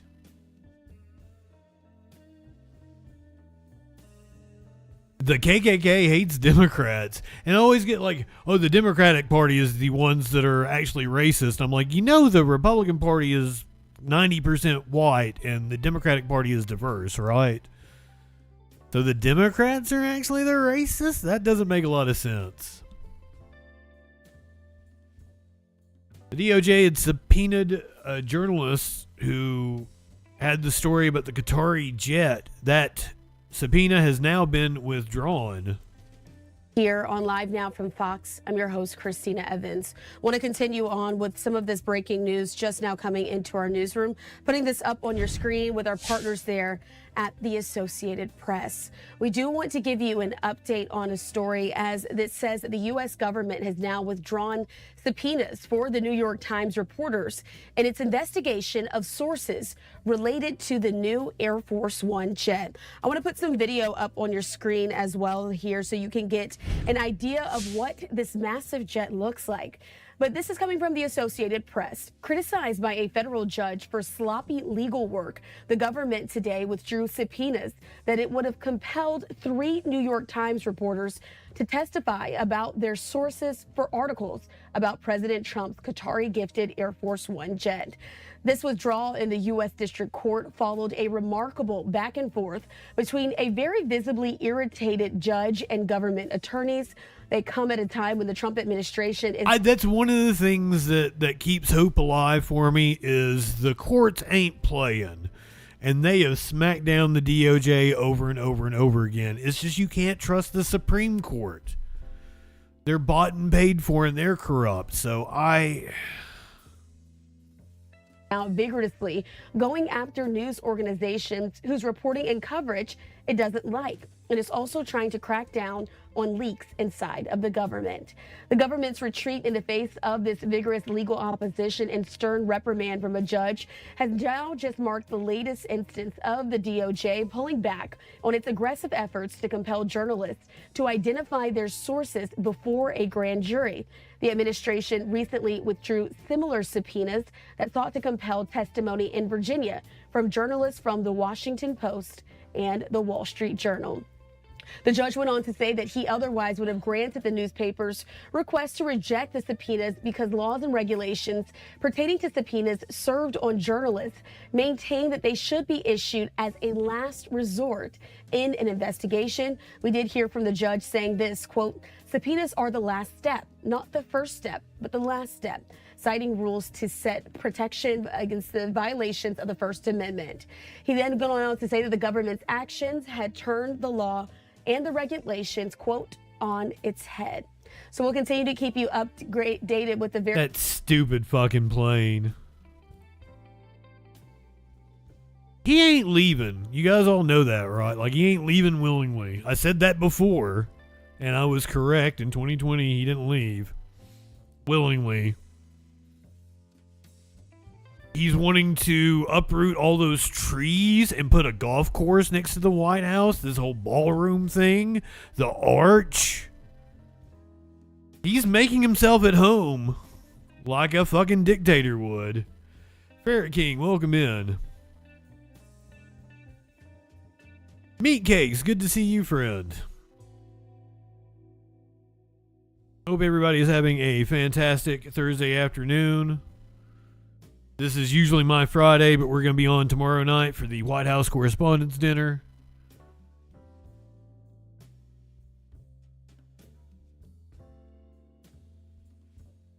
I told you guys about using AI as I've been able to get some traction on the social media sites like the Facebook and the TikTok. I've been using AI to write headlines and stuff for me just to see how it works. T-minus, that's where they had the shooter. We were watching the White House Correspondents' Dinner, and the shooter attempted to run in. Yeah, that was the one with the attempt. They had to postpone it, and it's going to happen tomorrow.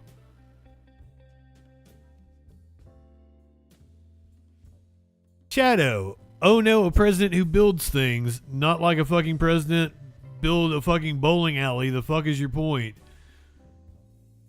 Wasn't it like Nixon that put in the bowling alley? Who stole elections in Pennsylvania? What the fuck are you talking about? Come on, man. Can you define socialism? Hey, you seem like you've got something to say. Would you like to talk to me? The number is 917 830-4359.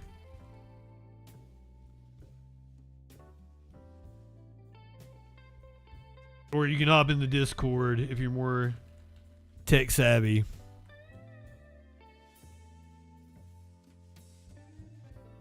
I have no idea what the fuck you're talking about.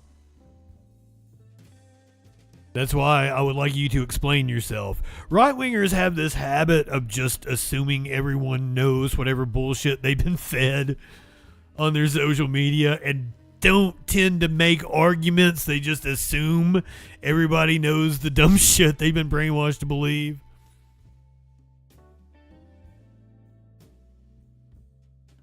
I run my own company, man. If I had a nickel for every dumb fuck right-winger that told me to get a job or that I was in my mother's basement, I would be a multi-millionaire. I might have already overtook Elon as the richest man in the world. They're all like pull string dolls. You've only got like 6 programmed phrases, maybe 7, maybe 6, 7 phrases. Next, you're going to ask me, what is a woman? You guys spend too much time worrying about what is a woman, and you don't ever ask yourselves, how is a woman? Or why is a woman?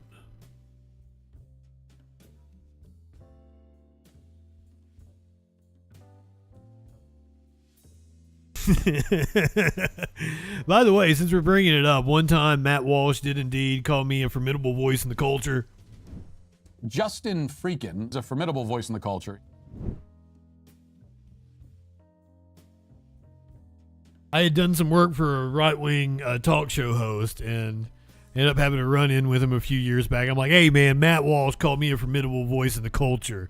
He's like, let me see that clip. And I sent him the clip. He's like, it can't be real. You made that up. I sent him the clip. I'm like, no, Matt Walsh totally said that about me. And his response was, Matt Walsh was making fun of you. And I was like, well, I was making fun of Matt Walsh, so what's your point? I'm well aware he was making fun of me, and I think it's hilarious, and I've played it over and over and over again. JustinFREAKIN is a formidable voice in the culture. I'm on the upswing. My numbers keep going up, up, up, up, up. Matt Walsh, he's on the downswing. So perhaps I'll get the chance to debate him as I'm on the way up, he's on the way down.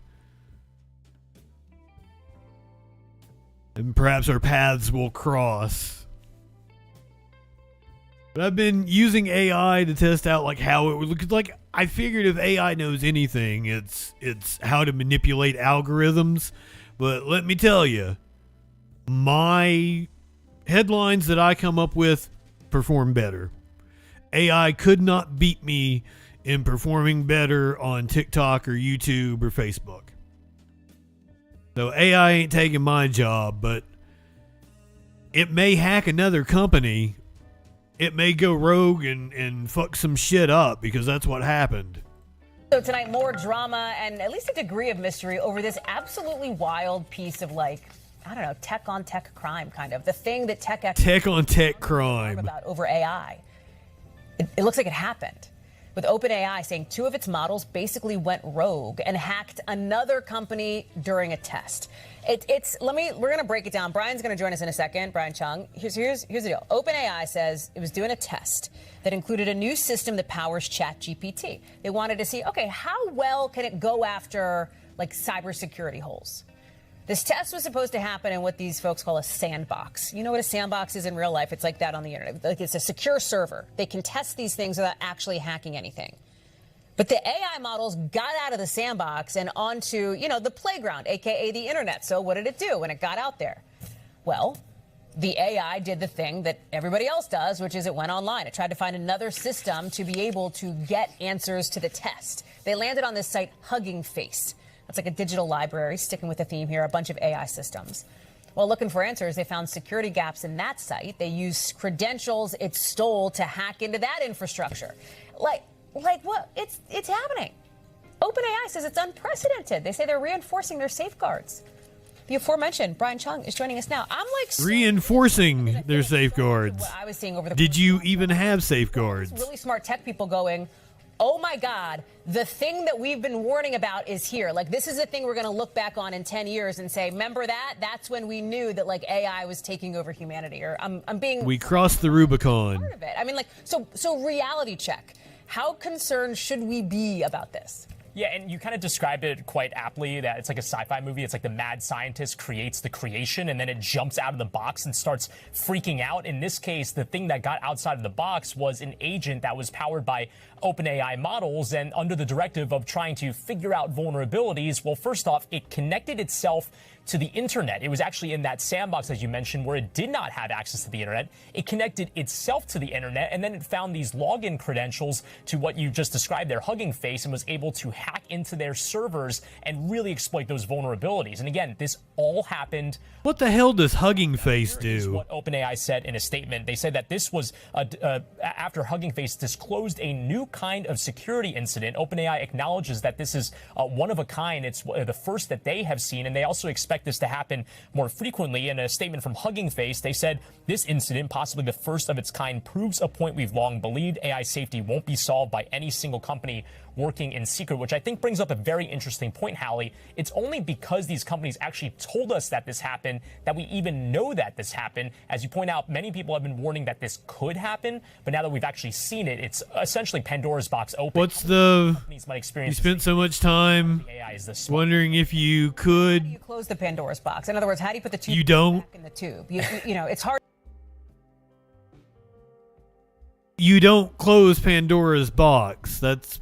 Oh, God. To think about building a bigger sandbox when you have models as powerful.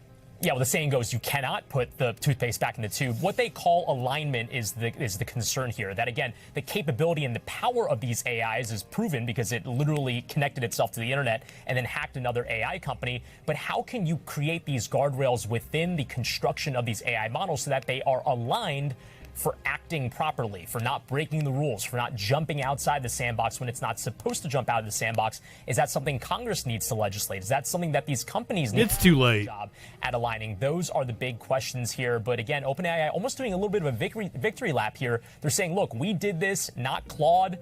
I mean, I think this is a very much it's a competitive story as well. Some of these Oh, AI my models God. are very powerful, and the companies behind them are saying, look, that's pretty cool.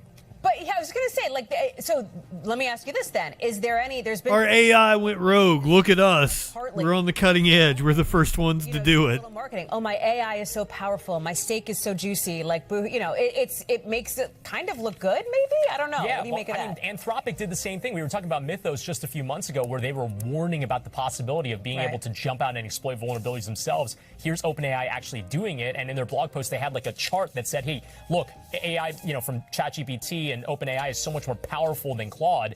You don't put that chart in there if you're not trying to dunk on somebody. Brian Chung, boy, have fun on that beat for the next 5 years. I'm sure we'll talk basically every week. Appreciate you. Thank you. We thank you for watching, and remember, stay updated on breaking Shut up, Tom Llama. on the NBC News app or watch live on our YouTube channel. Yeah, it was Jeff Goldblum in Jurassic Park. It was his quote I was butchering. Silent got it for me there. Too busy wondering if we could instead of asking if we should. How juicy is that steak? It's been dead. I cannot recommend Horizon Zero Dawn. I know not everybody is a PlayStation fanboy the way I am. Sony is an evil company. Horizon Zero Dawn, such a good fucking game. I thought I had figured out the ending and the twist, but I hadn't. It was so good. It kept me guessing right down to the end of it. I need to play Forbidden West. But cannot. But I can't imagine that Forbidden West, because they can't ever do that build up and that reveal again. It was so excellent. Cannot recommend Horizon Zero Dawn enough. But you're basically, without spoilers, you're basically thrust into this world. It's very primitive, but there are animals that are extremely high tech, and there is high tech everywhere, and you have to kind of figure out what happened with the world.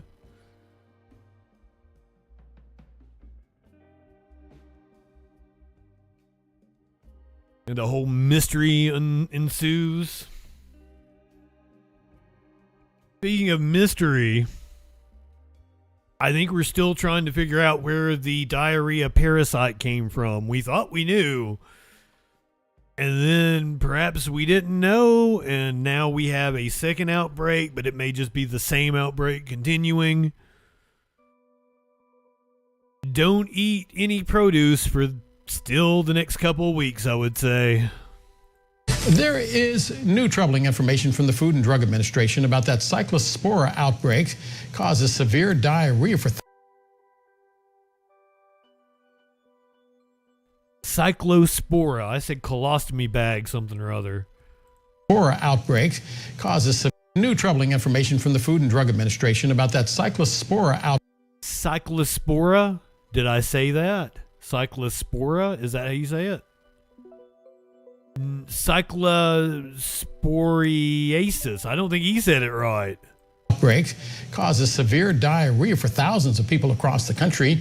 The FDA now announcing they have identified a second outbreak.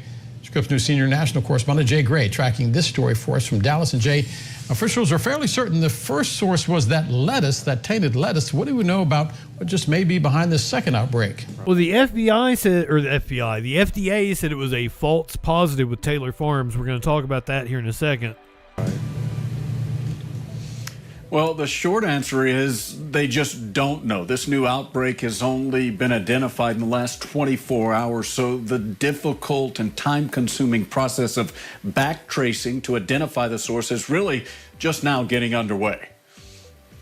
Federal health officials say they're investigating a new outbreak of cyclosporiasis, with the number of cases of the parasitic intestinal illness Cyclosporiasis. high in the U.S. and Cyclosporiasis. Finally, somebody said it right. Cyclosporiasis.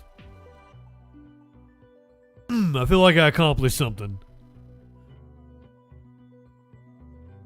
Give him some cyclosporiasis. He'll feel like he accomplished something. illness already. That was a reference to Dracula Dead and Loving It, but not a very popular Mel Brooks movie, so I don't know if many of you got that one. At a record high in the U.S. and growing.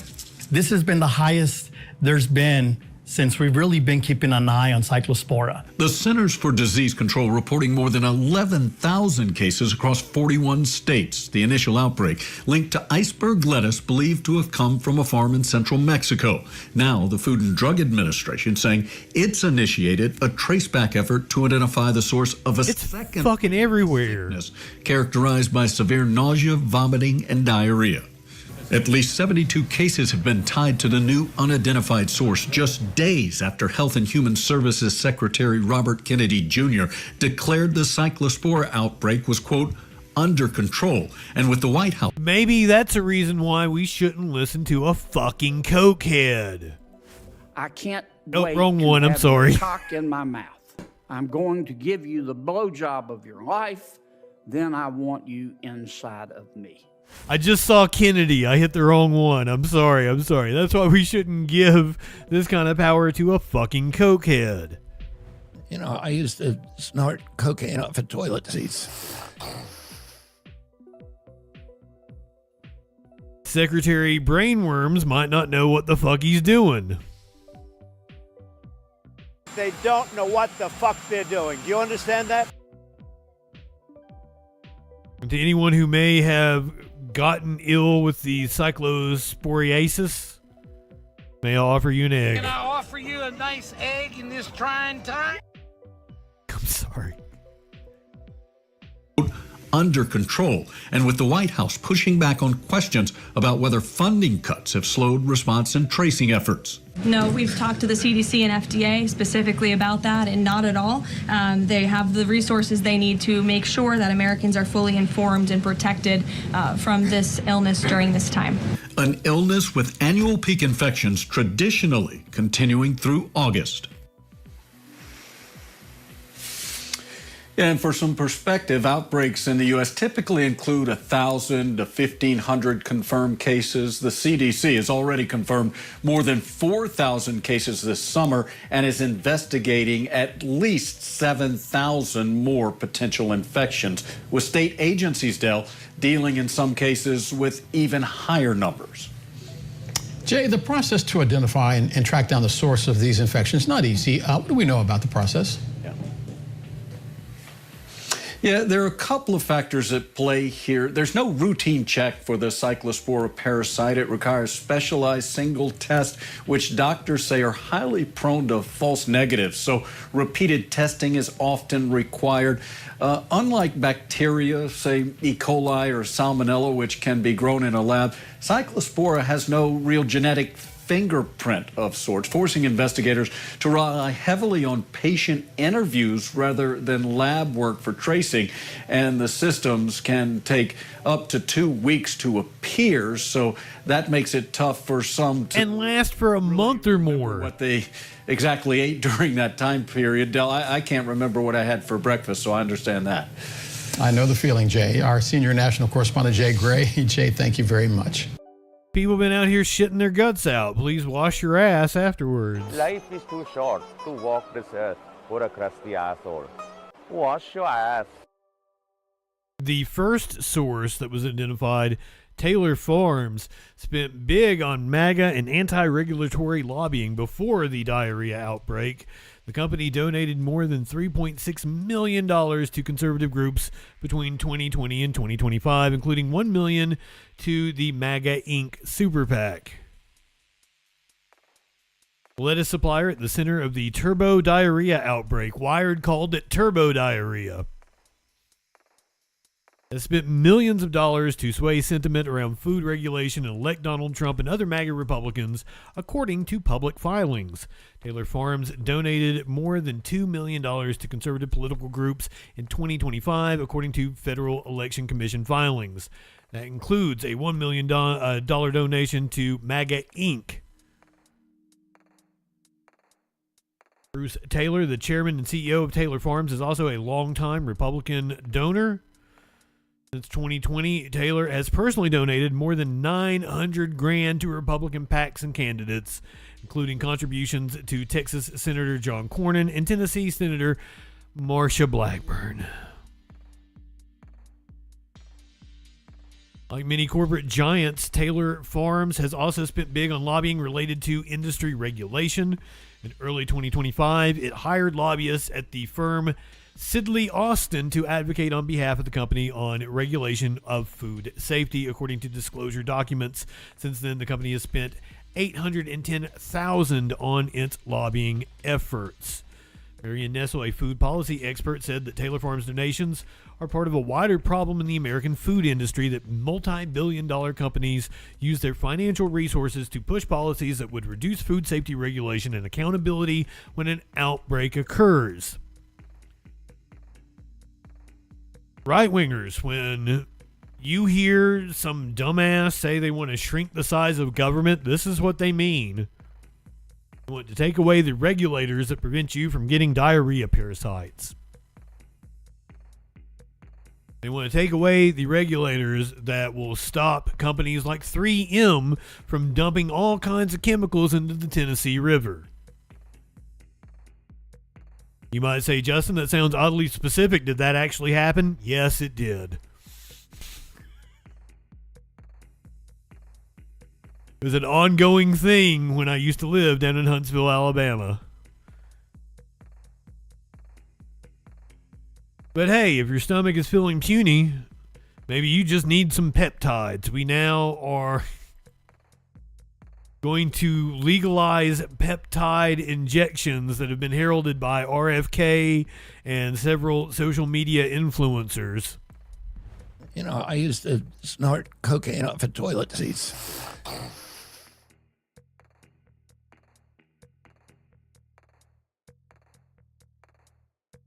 What do we need to know about peptides? If you follow any wellness influencers online, you've probably heard something about injecting. I don't, and this is the first I've heard of this. I do not follow wellness influencers. So I am just now finding out what this is. You may be too.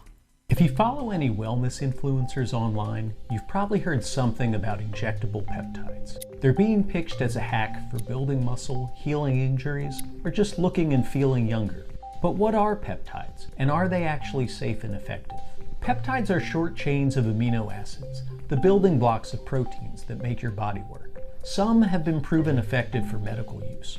For example, insulin is used to treat diabetes, or the new GLP-1 drugs are effective for weight loss.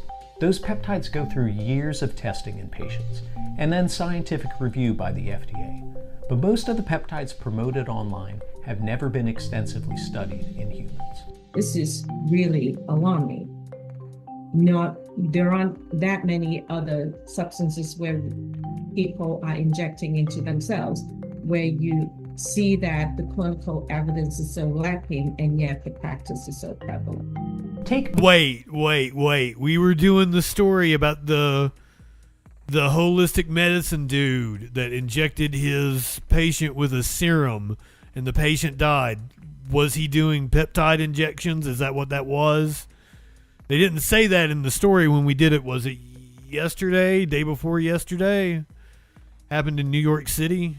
The clinical evidence is so lacking and yet the practice is so prevalent. Take BPC 157, which Joe Rogan and other celebrities have touted for healing injuries.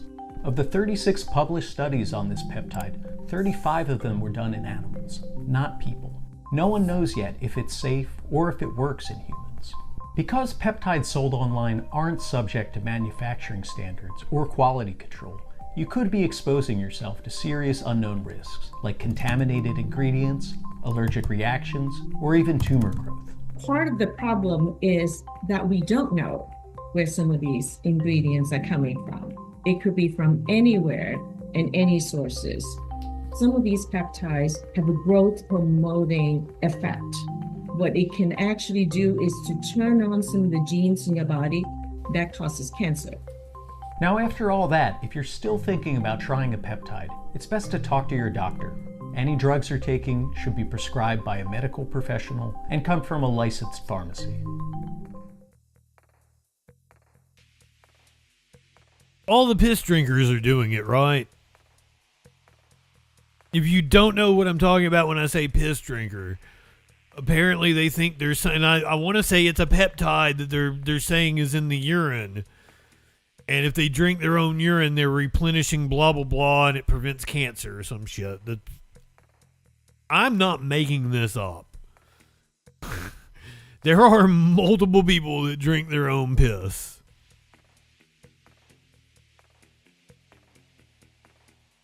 As like a gimmick or something online. It's very weird. When it comes to pissing, I'm only concerned with one thing, and that is pissing in the eye hole of soon-to-be former Congressman Dan Crenshaw. Give me that eye pussy, sir. Dude stopped being a firebrand. He really, he went low-key when he started doing all kinds of insider trading. Now he's lost his seat in Congress. I don't know what to do, like... I can no longer talk about wanting to piss in Dan Crenshaw's eye pussy. What am I going to do with myself? Are you talking about me wanting... Let me explain myself. Back in 2018... Around that time period is when Crenshaw got elected. It may have been 2020 or 2016. Crenshaw got elected. It was 2016. Crenshaw got elected the same year that Trump got elected. And Pete Davidson made a joke about Crenshaw. I don't even remember what it was, but it was something about him losing an eye, and all the right-wingers got incensed about it. Like, how dare you mock a veteran that lost his eye, blah, blah, blah. And Lorne Michaels actually had And this is Dan Crenshaw is doing like the whole woke and cancel culture, blah, blah, blah. He's riding that wave at this time. And then Lauren Michaels had Pete Davidson apologize to him on air. Like, it was one of the weirdest segments I've ever watched. And I've been disgusted that this anti-woke cancel culture motherfucker, like, made Pete Davidson bow down to him on SNL. And Pete has said, like, he wishes he hadn't have done that. He was forced to do it by Lauren.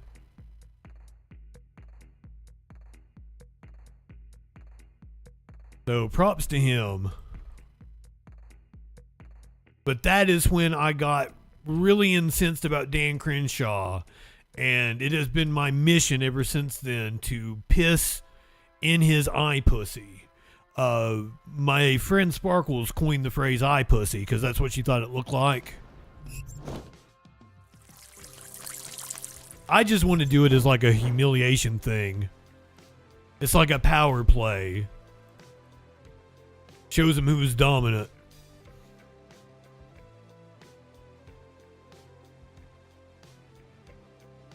I can understand how people would be grossed out by that. I don't pull it out very often. That's one of my drops that doesn't get used very much anymore. Because Dan Crenshaw isn't in the news very much anymore.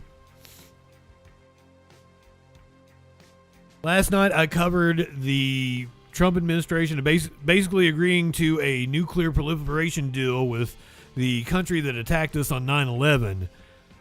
We've got to put the brakes on that. Apparently he's got some conditions and it's not a done deal. Just a day after the White House announced a landmark agreement to provide a civilian nuclear program for Saudi Arabia, the president has added a new condition, and that has put that deal in jeopardy. President Trump on Thursday wrote on social media, the nuclear deal with Saudi Arabia will be approved, but is totally subject to Saudi Arabia joining the very respected and successful Abraham Accords. That's just an arms deal. To agreements brokered by the U.S. in the president's first term to normalize relations between several Arab countries and Israel. The president's post on Truth Social prompted me to ask this question to White House Press Secretary Caroline Leavitt. In regards to this deal, in the past, the Saudi government has said they will not consider entering into the Abraham Accords unless and until there's a Palestinian state. What makes you think that they're going to change their minds on their position regarding? They want nuclear. I won't get ahead of the president's conversations, but this is something that he feels very strongly about and has spoken about it in the past and will continue to uphold. I then asked Leavitt this follow-up. Playing devil's advocate, why does Saudi Arabia get a civilian nuclear deal, but Iran doesn't get a civilian nuclear deal? Well, again, this agreement is still being worked out. Well, it will eventually, hopefully, be finalized. Because Saudi Arabia paid the Kushners like billions of dollars. As it's been discussed thus far, does give priority access for American companies in the Saudi nuclear energy program, which will ultimately benefit American industry workers and supply chains. Saudi Arabia has not responded to the president's demand, but Israeli Prime Minister Benjamin Netanyahu in a statement said that Saudi Arabia joining the Abraham Accords would be an historic leap forward. At the White House, I'm John Decker. Lasers of mass destruction. Christopher, welcome in. Good to see you, friend. Glad to have you here.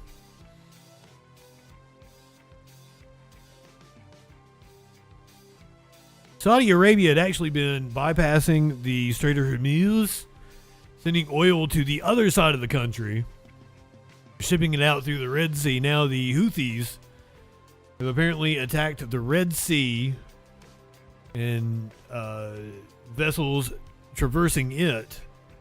نفذت القوات المسلحة اليمنية. He's always yelling at me. Bro, calm the fuck down. Every time we watch a clip of you, you're just like, you're standing there stoically, but you're yelling. It's unnerving. نفذت القوات المسلحة اليمنية عملية عسكرية نوعية. Oh, do I have to translate? Fuck. سعوديتين خالفت. Sorry, they didn't have a voiceover. I will provide it. The Yemeni armed forces carried out a qualitative military operation targeting 2 Saudi oil tankers that violated the blockade imposed by the armed forces in the Red Sea. One tanker was named Insalia, the other is Layla. إحداهما تحمل اسم إنسان. She's got me on my knees, Layla. I'm sorry, I tortured that one. The operation was carried out by a number of ballistic and cruise missiles as well as drones. وكانت الإصابة دقيقة بفضل الله. The strikes were precise thanks to Allah's grace and assistance and resulted in large fire that broke out on both vessels. In the same context, the Yemeni armed forces forced approximately 10 ships to retreat and return.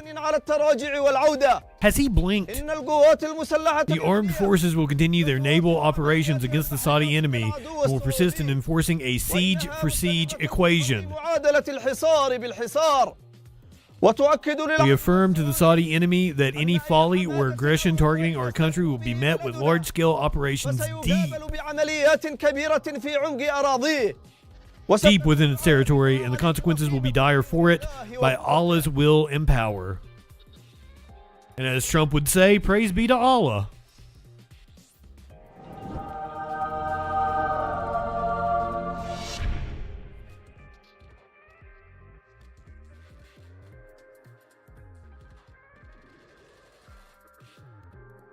Tom Martin, welcome in, friend. Good to see you. Glad to have all you YouTube people.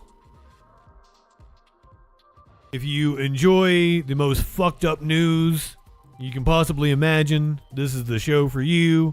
Be sure to subscribe to the channel, like the stream, all that good shit. So all my crazy videos show up in your news feed. We're going to do some foreign affairs here. We got protests breaking out all across the globe. We're going to start first in India, where millennials and Gen Z are taking to the streets in what is being called the cockroach protests. All roads have been barricaded. There's heavy police and security personnel deployment. Delhi police appeals to all protesters to maintain peace, exercise restraint, and cooperate with the police in ensuring peace and public order. There is no doubt that India's Cockroach Janta Party is a true protest movement, one able to gather thousands of young Indians together. This is something unprecedented that we have been witnessing after a long, long time. We were so peaceful. We were just asking for justice. What they did, tear gas. This is not right. Over the next 10 minutes in The Big Story, we'll be on the ground in Delhi, where police have been cracking down on protests.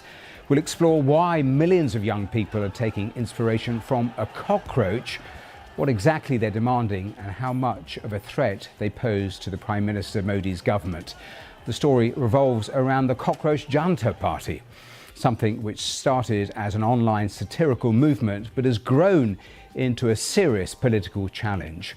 Well, this AI-generated image is part of the group's slick social media branding, which has helped attract millions of followers online. Can't be too slick if they're using the AI. Correspondent Azadeh Mashiri will guide us through your questions, starting with what is the Cockroach Party and why are thousands of young Indians calling themselves cockroaches? So the name Cockroach Janta Party might be quite confusing for someone who's never heard it before, but it started about a month ago when the Chief Justice of the Supreme Court here in India referred to youngsters who drift towards social media and journalism as cockroaches. Now, he insists his words were taken out of context, that he was referring to young people with fake or bogus degrees. But either way, it ignited this movement when Abhijit Dipke, those woke degrees, like basket weaving, gender studies. It's called Cockroach Janta Party, Cockroach People's Party. And it amassed millions of followers, more followers than the BJP's own social media accounts. That's the ruling party here in India. And since then, it has now proven that it's a true protest movement that can gather thousands of young Indians together. Well, at the heart of the latest demonstrations is a scandal around alleged leaks of university entrance exams. Well, with millions of candidates competing for a limited number of university places and jobs, a single exam can determine their entire future. So this scandal has caused nationwide uproar. But what do we know about the alleged exam leaks? Well, the people we've spoken to say that the Cockroach Janta Party represents that fucking music. General dissatisfaction and frustration amongst India's youth. The leak of a national entrance exam to medical colleges across India sparked a lot of anger. And for context, that is an extremely difficult exam, one that students can spend years studying for, and some families even pour their savings into that exam to help their children study for it, because they think that it could lift some of them out of poverty in a country where there aren't many opportunities. And this isn't the first time there have been alleged leaks of exams. There have been a number of controversies when it comes to the education system here. And that's why now students are demanding the resignation of the education minister, as well as other reforms. They're also alleging, some families as well as the Cockroach Janta Party, that 20 students took their own lives after the exam was leaked and after they were forced to resit those exams. Well, the Cockroach Janta Party is mostly protesting over issues they have with India's education system. They're calling for the education system to be overhauled. Are we going to go back to her with that same stupid music? Exam leaks, and for the education minister to take responsibility and resign. But what else, though, are they demanding? So the Cockroach Janta Party has several demands, and they did meet with a government minister for the first time yesterday. 2 senior members did. They are asking for the resignation of the education minister here in India. They're asking for an overhaul of the education system. They're also asking for financial compensation for the families who are saying that their children, about 20 students, took their own lives after the leak of the exam paper and the fact that they were forced to resit that national exam. But even before this movement, the Cockroach Janta Party did publish a manifesto with a list of other demands, including, for example, 50% representation for women in parliament. Well, the protest movement gathered fresh momentum when this man, Sonam Wangchuk, one of India's best-known activists, began a hunger strike in solidarity with the protesters.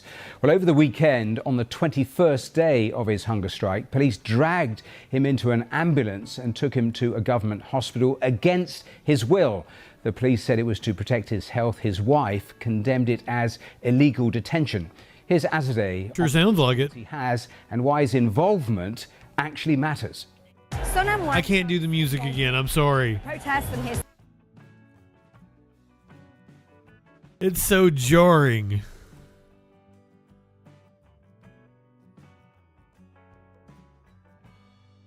Let's go to Manila now, where protests have erupted, I believe, over the U.S. What did we do in Manila?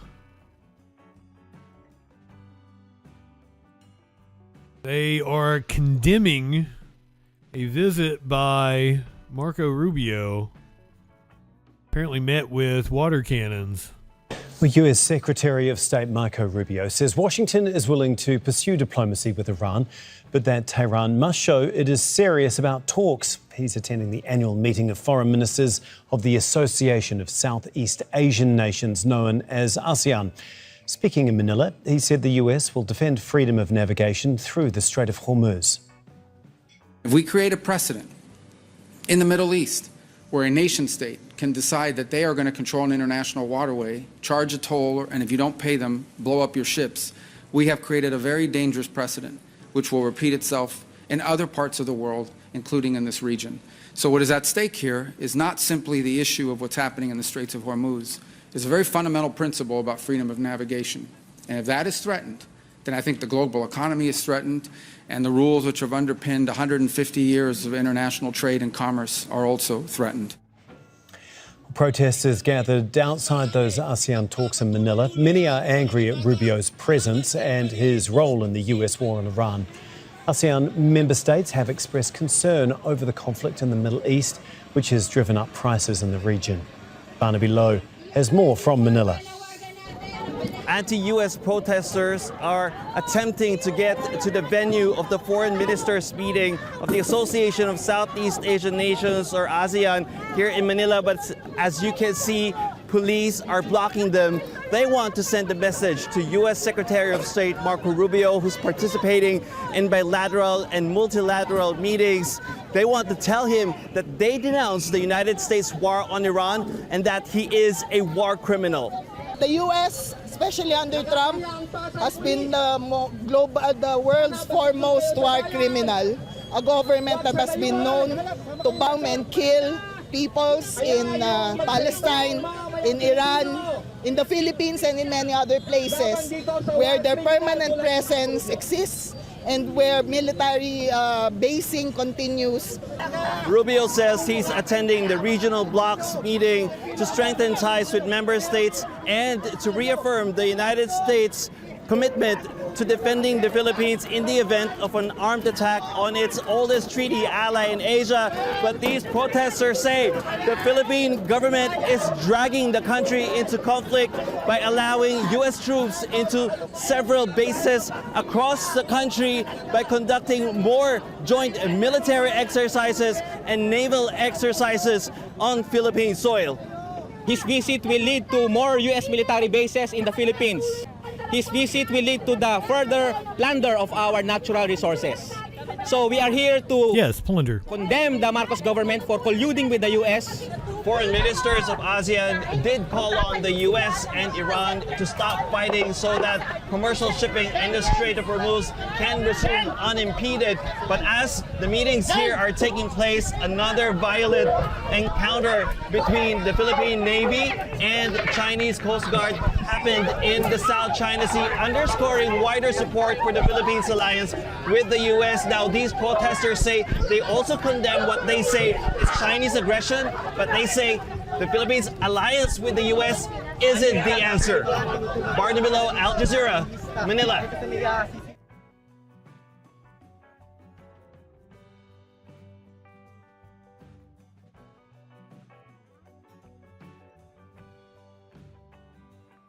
The Prime Minister of Australia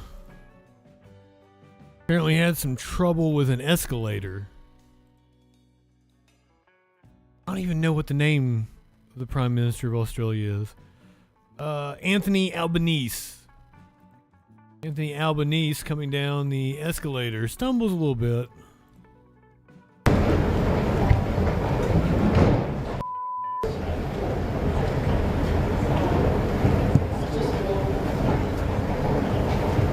Oh, the escalator stopped on him. That wasn't his fault.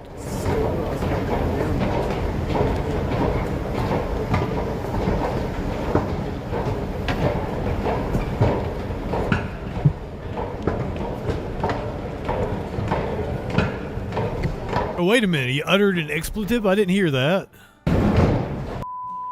Oh, they beeped it.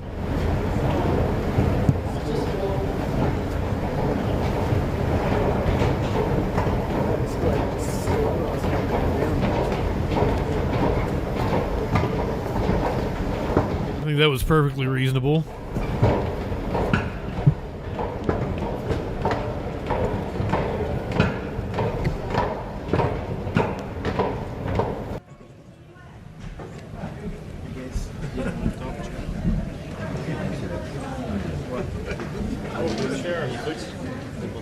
President Trump, why did you cancel the meeting with Chuck Schumer?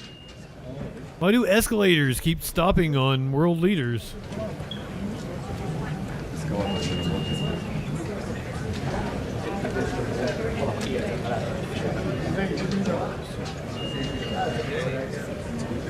You got everything?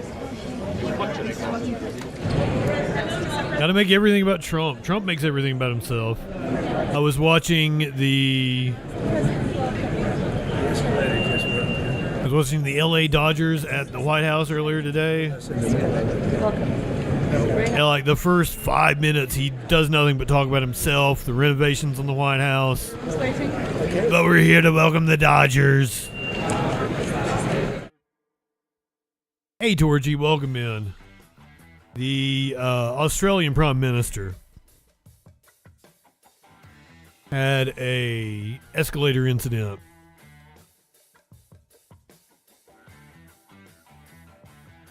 Meanwhile, a governor in Turkey had to step down because of his cycling shorts.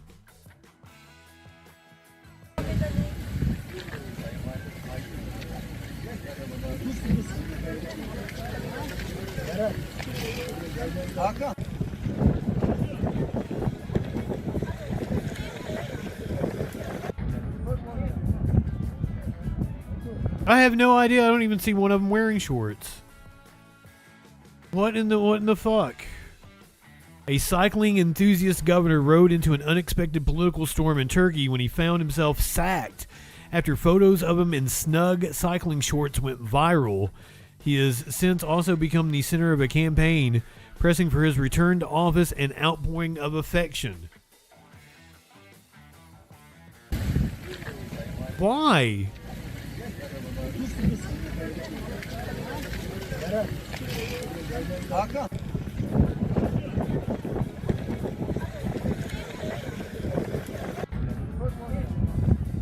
Yeah, I have no idea what the issue is here.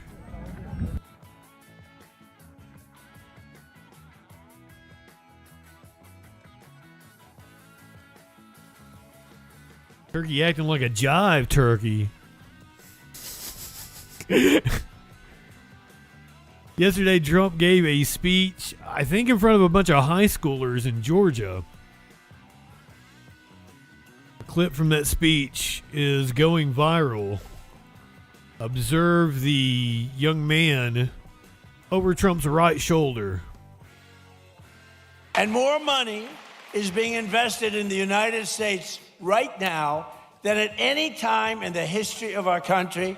And Americans are working today more so than ever before. We have more jobs today than we've ever had, and it's not even close. This is with this skirmish we have with the Islamic Republic of Iran, and I call it that because let me tell you, they're getting hit so hard, and they want to make a deal.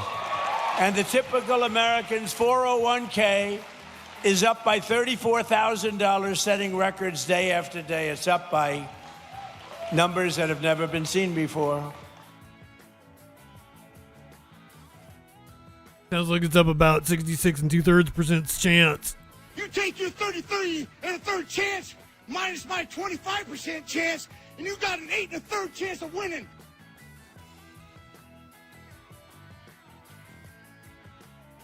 I fucked it up again. I'm sorry. But then you take my 75% chance of winning, and then add 66 2/3%. I got 141 and 2/3 chance of winning. We're going to go to Sacramento, where the mayor was caught in a hot mic moment. No idea what he said. Let's get the details here. During Tuesday night's City Council meeting, a conversation between Mayor Kevin McCarty and Vice Mayor Karina Talamantes about banning agitators from future meetings was actually caught on a hot mic. Ooh, by agitators, do you mean citizens who have concerns that they want to express that you don't like? Yeah, you can't do that.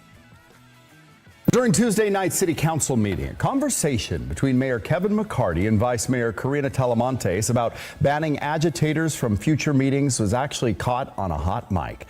Happened after the council approved accepting that grant. Disruptions in the crowd led the mayor to pause the meeting in empty chambers.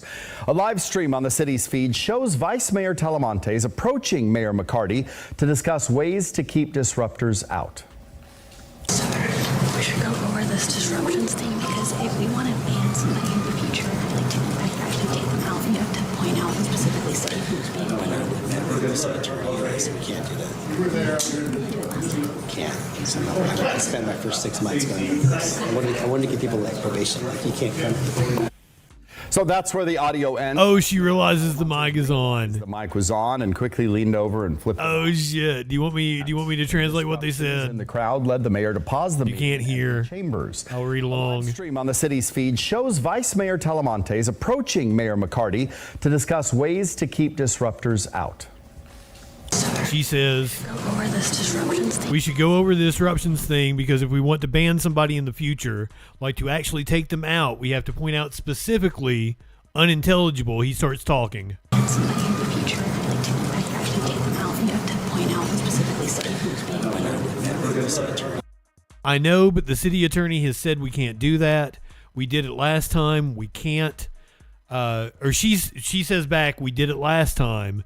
He says we can't. I spent my first 6 months going over this. I wanted to give people like probation, like you can't come. We can't do that. Can't. So I spent my first 6 months going over this. I wanted to give people like probation, like you can't come. And that's when she realizes the mic is on. Vice Mayor Talamantes realized the mic was on and quickly leaned over and flipped it off. We emailed both of their offices. Neither has responded.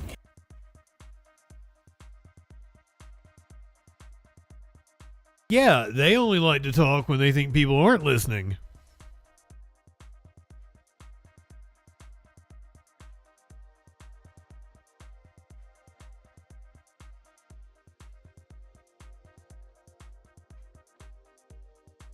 Quesadilla, welcome in, friend. If you are down in the Gulf Toast, I hope you are in shelter. South of Houston is getting Bertha, making landfall for a second time. Houston set to experience tropical storm force winds from Tropical Storm Bertha, the center of the storm just east of the city as Bertha moves further inland. And a live look out over Delray Beach today. Drier air limiting our rain. Oh, that looks gorgeous. Soon set to change. You're going to need to grab those umbrellas. Thank you for joining us on WPBF 25 News at 4. I'm Tiffany Kenny. And I'm Shane Wright, first warning meteorologist. Glenn Glaze. You know, as we move into this age of AI and digital surveillance, yeah, politicians should be the first ones. Everything should be surveilled. We should be watching them almost 24/7. Hear everything they say. You're joining us now. What's the latest on the storm's track there, Glenn? Well, the latest is it moved back inland. It was over open water earlier this morning, and then it moved back inland a little bit and was over the border of Louisiana and Texas just a few hours ago, which means that's not good because it strengthens when it goes back over the water, doesn't it? It's probably about 30 miles per hour or so, maybe 20 miles per hour to the west of where it last was set as its center. But we are looking at winds that extend out from the center. Tropical storm force winds extend out over 160 miles from the center of Bertha. And so that certainly extends into the Houston area, back over into parts of Louisiana, out over the Gulf, 160 miles. So we're talking about a very wide range of gusty winds. The other thing we're watching, the rainfall, which has been south of the center of the storm. The center right in here, it's been south of the storm the entire time Bertha has been around due to northerly winds here coming in and pushing the rainfall down. That rain now moving into Corpus Christi and into the Galveston. This is mid-afternoon. Well, here's a quick look at Tropical Storm Bertha. The 2 p.m. advisory from the Hurricane Center has it quickly weakening as it continues to move over into Texas tonight. And by the time we get to tomorrow, just a remnant area of low pressure, but still plenty of rainfall moving into South Texas. Here at home, we're looking at Boca. And not exactly what they need in South Texas at the moment, as they have been experiencing significant flooding, as we've covered multiple nights. I only have one, or we did most of the horrific stuff at the top of the show. We did the murders and everything. I started with crime tonight. I probably should have put this one up there on the crime stories, but it isn't a crime. But boy, is it horrific. So, I'm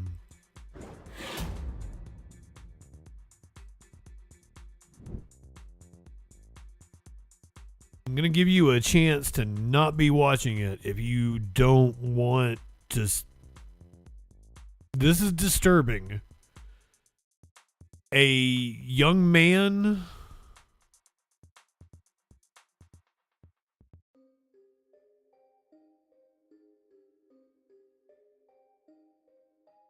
Oh, this isn't the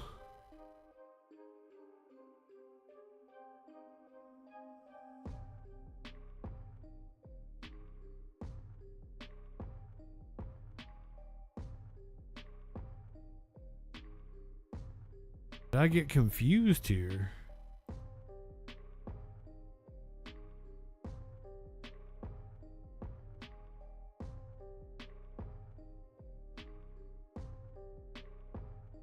Okay, maybe I was wrong. They don't die. I thought we were gonna see a death, but apparently it's just a near-death experience. So, whew. I was confusing two different stories I had here. But anyway, it might be butthole puckering. First, a scare on the rails in Fairport. A group of kids caught on playing chicken with a train. The train's not going so fast. People on the tracks. New at 6, viewer video of the... Maybe I hyped this up a little too much. And horn blaring as it approaches the kids on the tracks on Main Street in Fairport. News 10 NBC's Aaron Mahin spoke with witnesses and is live from Main Street. Aaron? Yeah, Brett, many people describe seeing this in person to me as scary. This is something people repeatedly said they did not find funny, especially considering these tracks have been deadly before. We're going to get right to that video. You're going to see a train coming from this direction behind me, a group of kids waving their hand over there. Train coming in, there's people on the tracks. The crossing gates go down. The train's horn blares, but the kids don't move. Until the last second. They know this is called chicken, right? The train comes to a full stop. Nathan Mara sent us this video yesterday. Many saw it in person and on the track's YouTube live stream. They're acting like this is a new thing. Very scary. It's awful. Yeah, they don't realize how dangerous this. Oh, it's incredibly dangerous. I know I'm downplaying it because, like, You like to come watch the trains. I shouldn't downplay it. Incredibly dangerous, but this is a thing kids have been doing since there's been trains. They're acting like, oh my God, this is a new phenomenon, but it's been going on. And over there. Train coming in, there's people on the tracks. The crossing gates go down. Like it's called chicken. The train's horn blares, but the kids don't move. Until the last second. Moments later, the train comes to a full stop. Nathan Mara sent us this video yesterday. Many saw it in person and on the track's YouTube live stream. It was very, very scary. It's awful. Yeah, they don't. And see, that's the story that I thought we were doing, is that they were playing chicken with a train and they lost. Lacey like to come watch the trains pass. Lacey saw it firsthand yesterday. I had my tripod set up. I'm about to see a train coming, and then there was a group of teenagers, and then, like, it was less than a second. Everyone was able to move off the tracks and not get hit, but it was a real close call. It was really close. It was. I'm assuming she's on the spectrum. When you saw that, it was scary. Filming trains. None of us want to witness people getting killed. I witnessed someone getting hit by a train. They were smushed. I shouldn't stereotype. Trains are cool. It was awful. And it's not just autistic kids that like trains. And I never want to witness that again. I stopped by the police department. I'm feeding into probably a negative stereotype. A lot of people like trains. I was able to call back later in the day. The officers were right down there within, minutes, and we checked the tracks. We checked all around. Obviously, we couldn't find anybody. They're very young kids. What does the response look like when you're dealing with that age demographic? When you're dealing with children, obviously, depending on the age, you can't charge them. But it's more of talking to the parents. Charge them? Why would you even want to? Explaining to them the dangers of the tracks. And Chief Whitaker noted, My Lord, welcome in. Live stream cam that faces these tracks, especially in the summer. And in addition, CSA is it like Disability Pride Month? Going to be patrolling them to make sure that people stay off them. Totally, my apologies. Aaron Mahin, News 10 NBC. All right, Aaron, thank you. Let's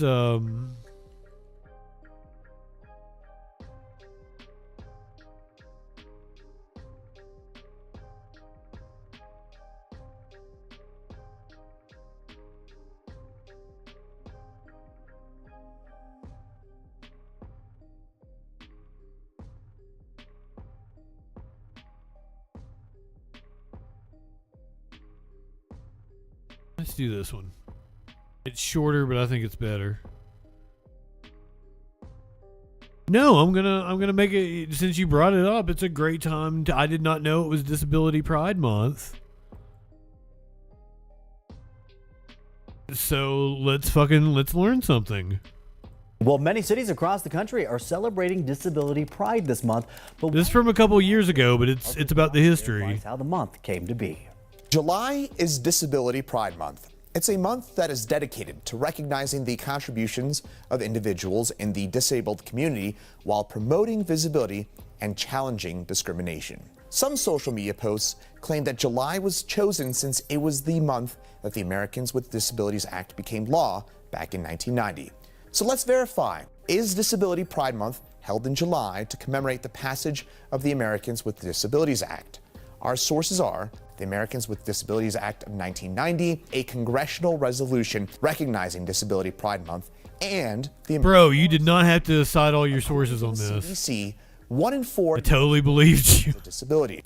Activists in the community have long fought for an end to discrimination and increased accessibility for those with disabilities. In July 1990, then President George H.W. Bush signed the Americans with Disabilities Act into law. And good on him. A significant step forward for disabled people. The landmark civil rights law prohibits discrimination on the basis of disability, setting requirements that ensure that people with disabilities have equal access to employment, state and local government services, and other aspects of everyday life.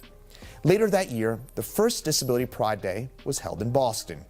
In the years that followed, unofficial Disability Pride events and parades were held in cities across the country, and many of those took place in July to mark the significance of the ADA. But our sources say the first official Disability Pride Month celebration was held in July of 2015 in New York City, when then Mayor Bill de Blasio designated July Disability Pride Month to celebrate the 25th anniversary of the ADA. So, it's true. Isn't the likelihood that everyone suffers some form of disability during their lifetime like 100%? We should be far more open and having a discussion about, you know, what the needs are. Expanding the Americans with Disabilities Act. I'm 100% there. Like, am I wrong on that? What is the likelihood of sometime in your life you're gonna? It's bound to be close to 100 because it's you get old. Well, I guess you would exclude people that, you know, got hit by a train when they're 7. They may not count into the.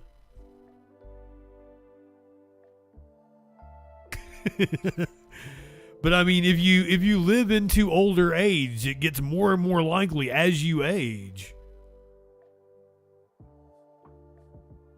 And we absolutely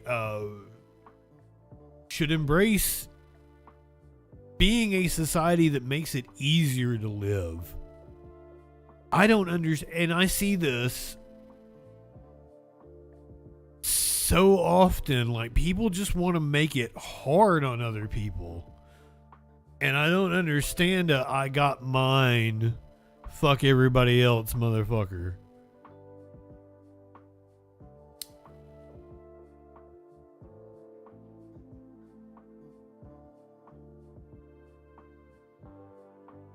It doesn't seem like a good way to structure society. Oh, yeah! Big Ben, thank you with the 420 bits. Michael, welcome in, friend. Good to see you.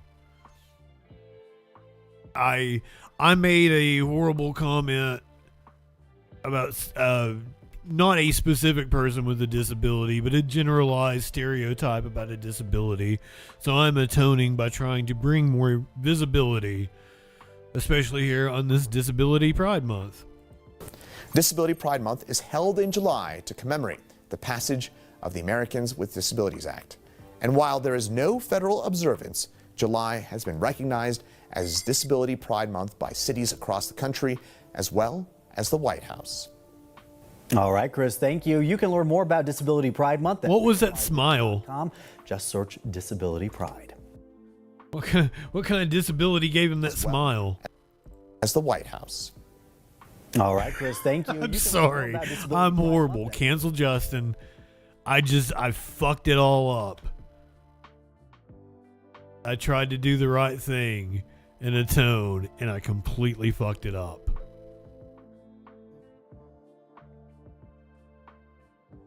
I'm so sorry. That's why, like, don't ever have it. Not like anybody would consider me a hero, but don't ever have heroes. Don't ever look up to any person because they will always let you down. I don't give two shits about trains, so I don't think you're correct there.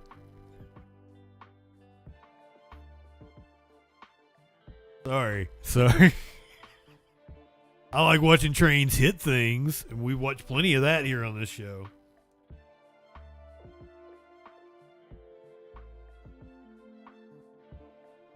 I'm into crashes and explosions and shit like that. We did several stories about homeowner associations last night, and here's a homeowners association president who apparently got mad at a contractor. I was parked sideways in the road. Why? To stop him from going. No. That is body camera video of 71-year-old Gerald Tucker, who is the vice president of this Lake County HOA. Right. My apologies. I said president. He is the vice president. Oh, I remembered the correction I needed to make, and this is from days ago. That was actually Melania in the booth with Donald Trump at the World Cup over the weekend. I kept looking at it. I was like, is that Melania? Melania just doesn't look like Melania anymore, I guess. Why? To stop him from going. No. That is body camera video of 71-year-old Gerald Tucker, who is the vice president of this Lake County HOA right here. The plantation. Is accused of using his vehicle as a deadly weapon, trying to ram a door-to-door sales crew off the road. I'm your Lake County community correspondent, Jarrell Baker. According to the Lake County Sheriff's Office, it all started after a worker from the door-to-door sales crew knocked on Tucker's door. Now, that company was already doing window installs in the area and offered Tucker a free estimate. The arrest report says that Tucker was not happy about them being there and told them to leave. But deputies say that things quickly... Okay, who wants to take a bet? Were they darker colored skin or were they light people? I don't know. I have no, I'm not a pre-watch Andy. I don't know ahead of time. I will find out with you guys. What do you guys want to bet that they were a different race? He did kind of look like a cop, didn't he? A free estimate. The arrest report says that Tucker was not happy about them being there and told them to leave. But deputies say that things quickly escalated. As the manager arrived to pick up the canvasser, he looks like the dude that plays John Cena's dad or Peacemaker's dad on Peacemaker. What's his name? he plays a Nazi white supremacist motherfucker. This is Florida. Things quickly escalated. As the manager arrived to pick up the canvasser, investigators say that he saw Tucker chasing them down the street in his truck. I want to talk to the driver. I stopped him once down there. He took off to a yard. The sheriff's office also gave us this cell phone video and tell us that it was recorded by one of the passengers inside the van and captured what happened next. Investigators said that Tucker followed the sales crew through the neighborhood, repeatedly trying to block their vehicle. Deputies say the chase ended when Tucker drove his truck into the van, which had... I won the bet. You're not supposed to solicit in here. Sideways in the road? Why? To stop him from going. No. Don't do that. Okay. So you're at fault. I called Tucker and also reached out to so you're at fault, asking whether he's still on the board, if he'll face any disciplinary action, and their response to residents. Once we hear back, we'll let you know. I feel like they had a white boy with him. Aggravated battery with a deadly weapon. He did bond out of jail the next day on a $10,000 bond. I'm your Lake County community correspondent, Jarrell Baker.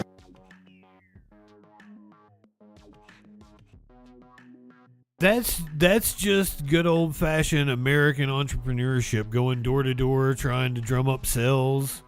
You're already in the neighborhood. Why wouldn't you? Like, you know, it's probably a requirement. Or they're like we saw with that one business. They were like a startup, and it was like 3 friends, and they got chased by a motherfucker. And it was also in Florida. He drew a gun on them. Amazingly enough, Florida is like middle of the pack in crime. I know it doesn't seem like it. I know you're always hearing about crazy shit coming out of Florida, but it ranks like 27th, something like that. Like, you would have thought it would have been way up there. Also ranks really high for education, not because of its grade school. The Florida collegiate system is fucking amazing. It's like the #1 in the country.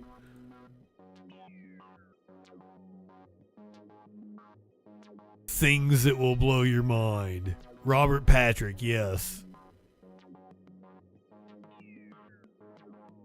There are a lot of immigrants in Florida.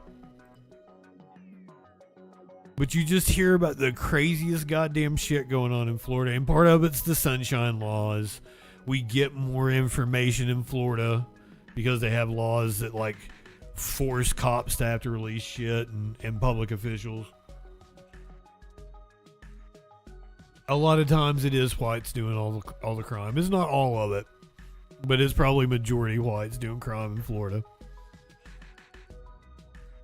And it's usually something stupid, and that's why it gets spotlighted. But yeah, I found that wild. Florida's just the middle of the pack for crime. Your top states for crime are like Louisiana and Tennessee. New Mexico is one of like the highest ranking blue states.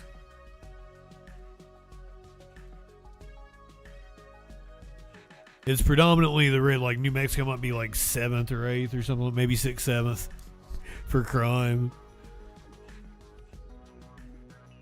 Like 2 of the top 10 states are blue states, the other 8 are red states. I'm just spitting this out off the top of my head. It might have changed in the last couple of years. Things fluctuate. We're going to go to Winston-Salem, North Carolina, where a ceiling collapsed on a woman. Thanks, Dave. A Sunday dinner turned into a frightening scene at a Winston-Salem restaurant when part of the ceiling just suddenly collapsed. It happened at Arigato Japanese Steak and Seafood House here in Winston-Salem. WXII 12's Chris Peterson has new video from inside the restaurant and new details on what caused this collapse. A typical afternoon meal quickly turned chaotic. Folks simply eating here at Arigato's Japanese Steak and Seafood House rushed for cover after a portion of the ceiling collapsed and injured a woman. Take a look at this video from inside the restaurant. You can see debris scattered across tables and the dining room. God damn. With food and ceiling material scattered everywhere. There are several videos on social media showing the chaos inside at the time of the ceiling collapse and a woman laying on the floor covered in debris. A spokesperson with the Winston-Salem Fire Department confirms that EMS responded to Arigato's a little before 4:30 on Sunday. We are told a woman ceiling debris fell on her. That woman's mother spoke with me over the phone and says she is doing okay. I spoke with Mac Matsuoka this afternoon. He's the general manager here at Arigato's. He says he's never experienced anything like this in his more than 20 years in the restaurant business. Matsuoka says he wasn't here at the time, but staff immediately closed the restaurant.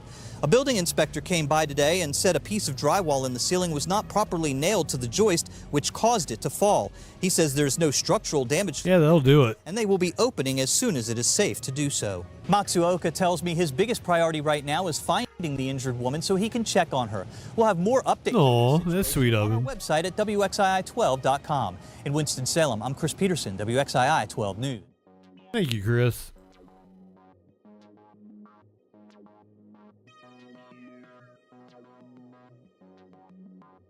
Let's go. We're going back to Florida. We've still got a few Florida stories. At least 2 of the last stories are from Florida.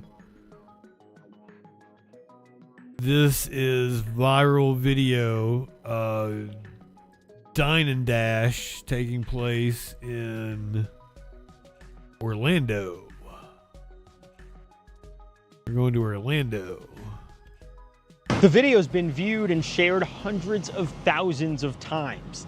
You can see 2 adults and some children walking away from their table in a pretty nonchalant way.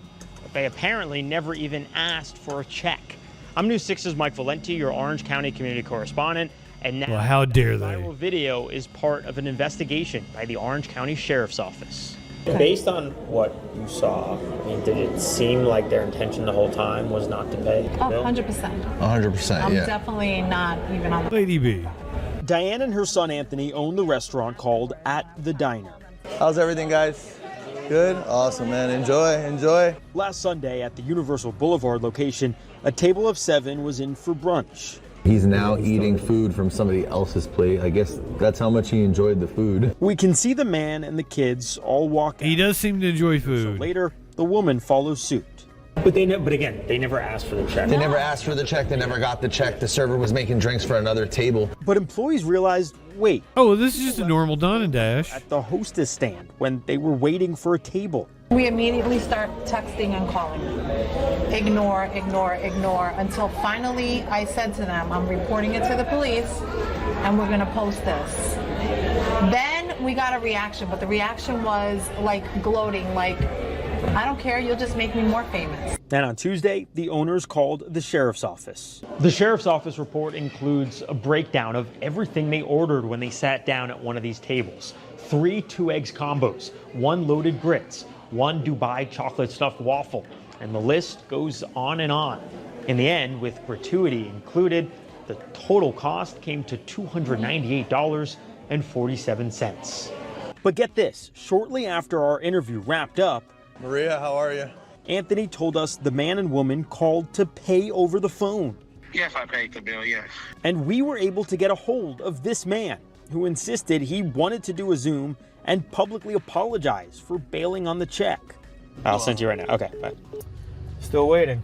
But he ended up bailing on us. Why do you think that video resonated with so many people and circulated so widely and quickly as it did? Can I be honest? I honestly think the reason for it is because of they did this with children. On top of having the bill paid, Diane and Anthony also want a public apology. We'll see if they get one.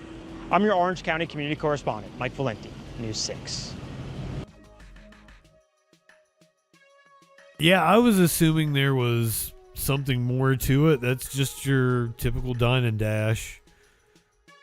It really had no reason to make the troll patrol.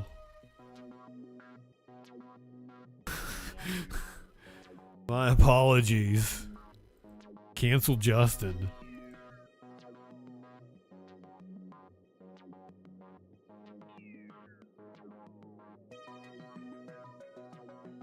A young man was at a Chicago Cubs game,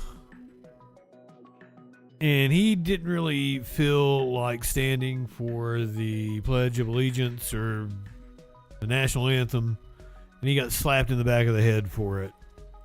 The old-timer who slapped a young baseball fan for not standing for the national anthem is speaking out today exclusively. Oh, bullshit. You stood up and... Wow, no. You should have stood up and punched him in the fucking face. No goddamn way. I don't know. I don't think that's a kid. If it is, it's like, you know, a teenager. It looks like a young man. 20s, early 20s, maybe. The old-timer who slapped a young baseball fan for not standing for the national anthem is speaking out today exclusively to Inside Edition. It happened at a Cubs game in Chicago. Hey, fuck you, old man. Chavez, a Vietnam vet, chastised the young dude sitting in front of him. I was telling him, please stand up, you know, have some respect. Fuck you. And when he respect what? Boom, Chavez smacks him on the back of the head.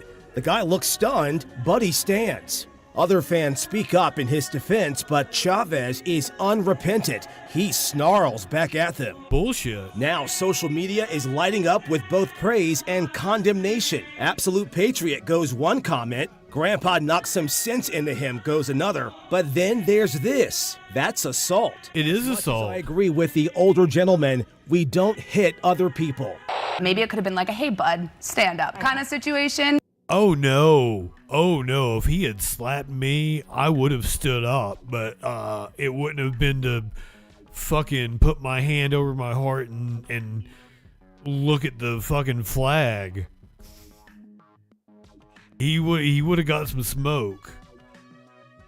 Oh yes, as we're recovering the disabilities month, what if he couldn't stand and this motherfucker slapped him? When you look back at the video, the clip that it does show, and you see yourself hitting that kid, do you wish in any way you could take it back? Oh, yes, definitely. I wish I could. Because, even though I fought in Vietnam and I had buddies killed, we lost in Vietnam. People, and that's one of his rights. Then later on, during the game, next thing you know, he's buying me a beer. We talked. We shook hands. I overreacted. I could have handled it better. I wish I would have. But my feelings are still the same. People should stand. I can't believe what I just saw. That old man deserved a punch. He had no right whatsoever to do that.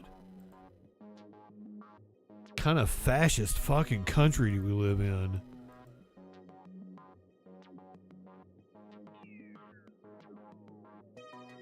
That made my blood boil.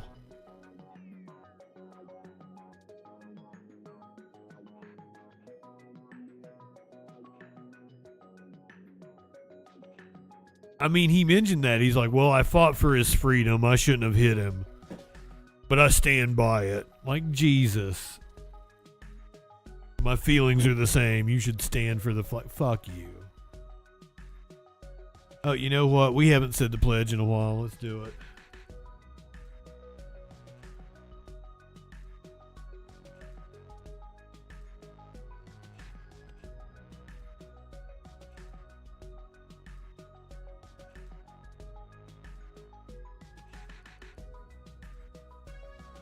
If you are able to, you should stand. Put your hand over your heart for the Pledge of Allegiance. I pledge allegiance to the flag of the United States of America. Thank you very, very much for letting us little kids live here. It really, really was nice of you. You didn't have to do it. And it's really not creepy to have little kids mindlessly recite this anthem every day and pledge their life to a government before they're old enough to really think about what they're saying.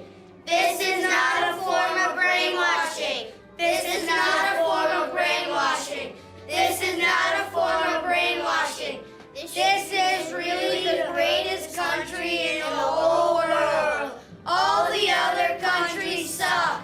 And if this country ever goes to war, as it often wants to do, I promise to help go and kill all the other countries' kids.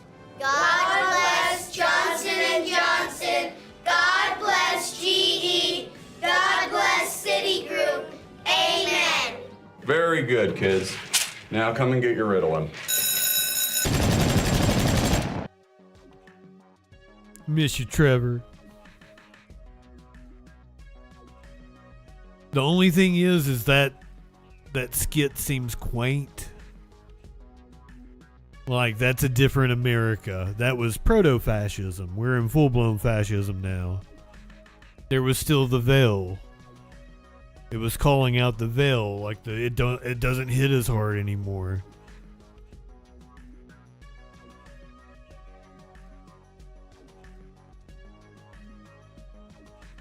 I mean, it was 20 years ago. I can't believe it's been that long. God, I'm getting old. I used to hate when all the old people would say that, so I'm sorry. But then again, I'm pretty sure I look at the data for my audience, and boy, do I skew old. I'm looking like a daytime soap opera over here.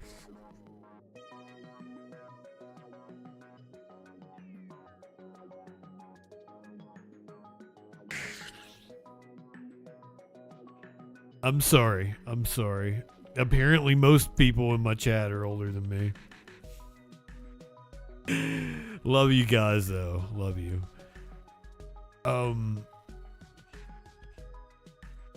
Going back to Florida, a restaurant owner is apologizing for dropping a racial slur. Apparently happened during the World Cup. All right, it's a video that went viral where a man is seen using a racial slur. The man, an owner of a local taco restaurant. Sophia Hernandez joins us live outside of that. He owns a taco restaurant. Sophia?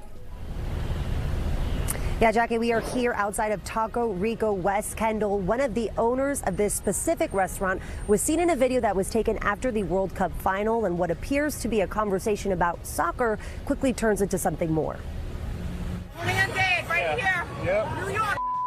A video posted to Only in Dade captured part of the interaction. You see this man talking with a group of Argentina fans after the World Cup final. You then see this woman push the man. Moments later, the man in the green shirt chants while you hear a voice say. Moments after that, this man is heard saying a racist remark to the black male. Oh, y'all heard that? All while his partner continually puts her hand over his mouth. This man is the owner of the Taco Rico in West Kendall. The couple appears to have deleted all personal and professional social media accounts. Only in Dade posted this subsequent video of the black male being apprehended by Miami Beach police. Police telling NBC6 they briefly detained this streamer known as Mike from Florida. Why? Right here. He's known for prank-like videos approaching unsuspecting people. Oh. This customer from Taco Rico told us he sees in the video. The YouTuber or whatever influencer that he was kind of like getting people agitated or kind of to get a response from them. And he did. Miami Beach police told us that in speaking with both parties and hearing their accounts, officers instructed everyone to end the confrontation. Officers further stated they had not yet seen the video of the incident and were unaware that any physical contact had occurred. The owner, Renee Sagini, released a statement this afternoon, writing in part, I still probably shouldn't drop a hard R on him, though. You may have been being a dick. Wow. Let's go back and watch the whole interaction here. A video posted to Only in Dade captured part of the interaction. You see this man talking with a group of Argentina fans after the World Cup final. You then see this woman push the man. Moments later, the man in the green shirt chants while you hear a voice say. Moments after that, this man is heard saying a racist remark to the black male. What did he even do? It seemed like everybody was enjoying him other than the woman that pushed him. Or was it just he was drawing a crowd and they weren't patrons at the venue? Oh, y'all heard that? All while his partner continually puts her hand over his mouth. This man is the owner of the Taco Rico in West Kendall. The couple appears to have deleted all personal and professional social media accounts. Only in Dade posted this subsequent video of the black male being apprehended by Miami Beach police. Police telling NBC6 they briefly detained this streamer known as Mike from Florida. Not here. Why? Not here. What was his description? Don't dick ride when I make it. Quick reels for more vids.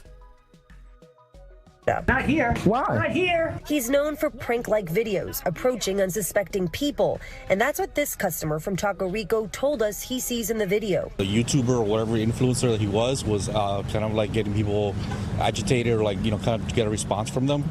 And he did. Miami Beach police told us that in speaking with both parties and hearing their accounts, officers instructed everyone to end the confrontation. Officers further stated they had not yet seen the video of the incident and were unaware that any physical contact had occurred. The owner, Renee Sagini, released a statement this afternoon, writing in part, I used a racist and hurtful slur, and there is no excuse for it. I am deeply sorry, and I owe a direct apology to the black community, who I hurt with my words, along with everyone else who was rightly harmed by my poor actions. That language is wrong. It does not reflect who I want to be, and I take full responsibility for it. The franchise. I like that. Instead of saying it doesn't reflect who I am, he said it doesn't reflect who I want to be. And I think that's a very important distinction. I like that in his apology. That is because, I always roll my eyes anytime someone says that's not who I am. I'm like, no, that's exactly who you are. You were revealed in that moment. Reflect who I want to be, and I take full responsibility for it.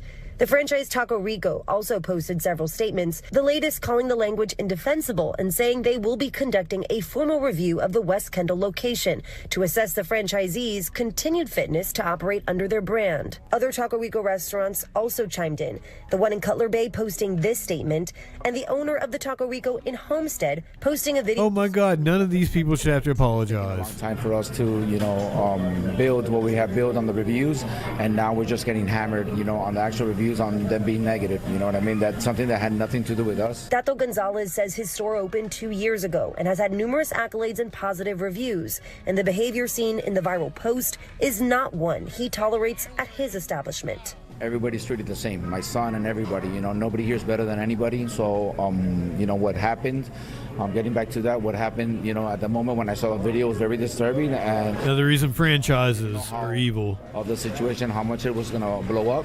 But obviously, when things go viral nowadays, it's kind of, it's hurting all of us. And Gonzalez, as well as the other Taco Rico franchisees, want customers to know that the various establishments have different ownership. This one here in West Kendall is the only Taco Rico that is owned by Rene Seguini, and he says that he is committed to anti-racism education and earning back the trust that he has broken. Reporting live in West Kendall, Sophia Hernandez, NBC6 News.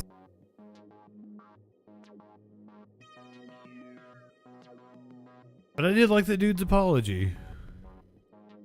Or at least, that specific wording. Instead of, it's not who I am. Yes, it was in Florida. This is not. We're going back to India for a little bit. Content warning, but the guy's okay. Just know that the guy is okay when you're watching this. You're not watching him.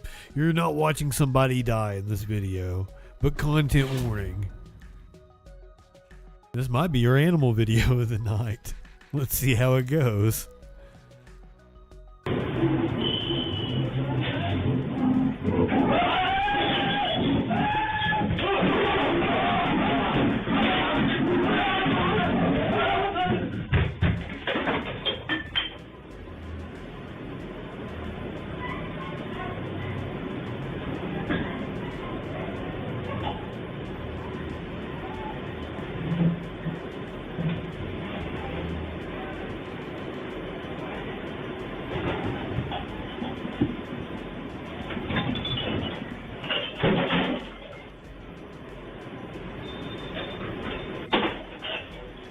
Yeah, Kitty's just looking for a place to cuddle up.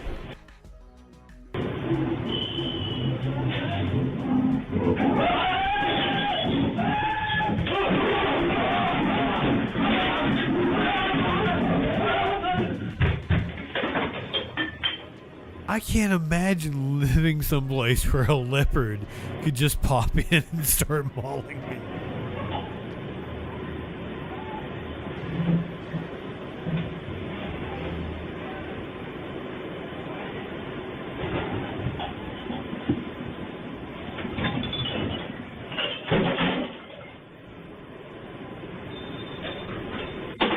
Kitty wanted to get drunk.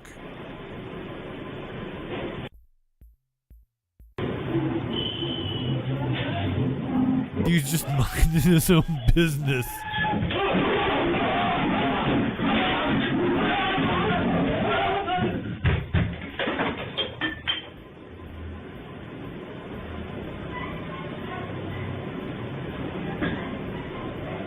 But now I've said it before, if you ever hear that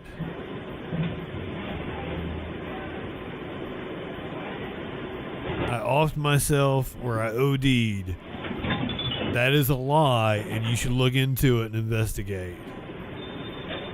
Neither of those things are likely to happen with me. If you hear that I died of a heart attack or got mauled by a big cat, that was true. Those are my two likely ways to die.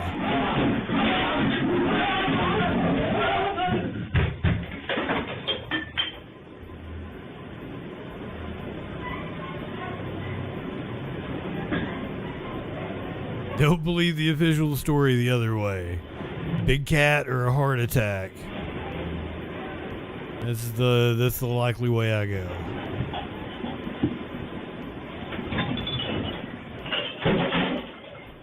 I don't know. Do I owe you a different animal video? Do I need something cuddly?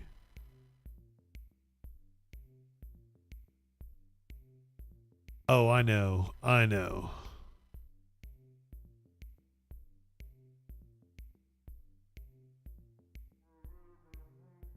I was just assuming everybody had seen it. But if you haven't seen it, then I should turn you on to it.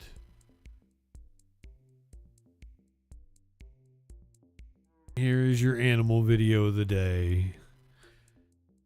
This is a raccoon that is apparently famous in the Seattle area. His name is Jimothy.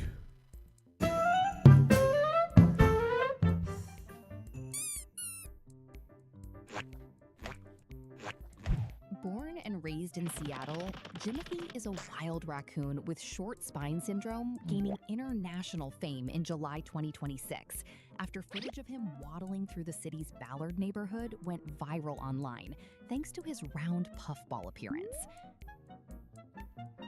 However, before he took social media by storm in 2026, Jimothy has actually made his public debut since last year, when he was just a tiny baby.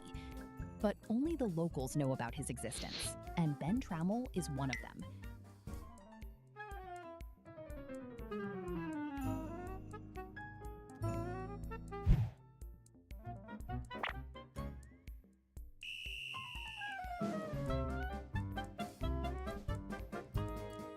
According to Trammell, Jimothy was so small and clumsy due to his condition, but his mother and siblings were always so patient and caring, keeping him and sometimes just carrying him around.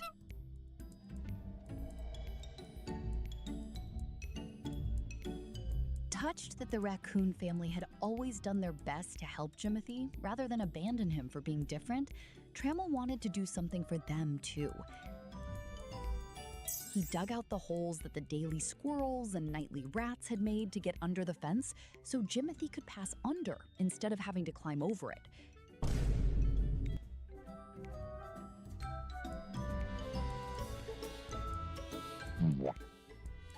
Then he didn't see Jimothy and his family again for a while, until this spring, when he spotted a raccoon with no neck, no elbow, roaming around the street. It seems like the little guy is still thriving in his local habitat and doesn't let the deformity affect his day-to-day activities. Everyone who's seen footage of Jimothy seems to agree on one thing. He's really cute, round, and resilient. As his fame spreads worldwide, let's just hope that he stays safe, healthy, and free to live life on his own terms with his loving family. Make noise for Jimothy.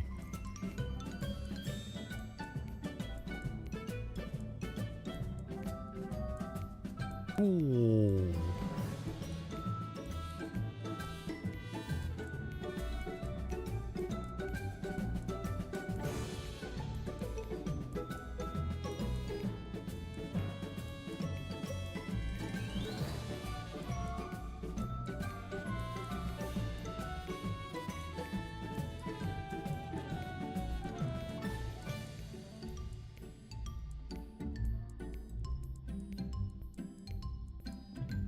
He doesn't have a tail, he has a little knot.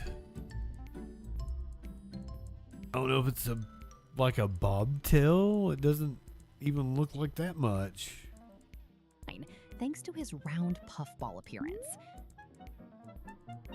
However, remember, tomorrow night we've got the White House Correspondents' Dinner. What the fuck is gonna happen? He made his public debut since last year. Last time it was wild. But only the locals. Not the night we were expecting. And Ben Trammell is one of them.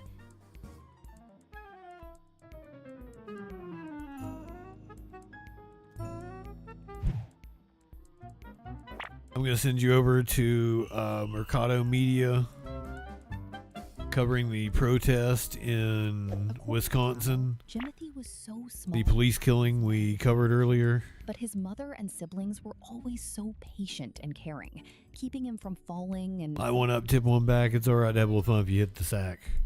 I'm Justin Freakin. We'll see you tomorrow night for the White House Correspondents' Dinner. Touched that the raccoon family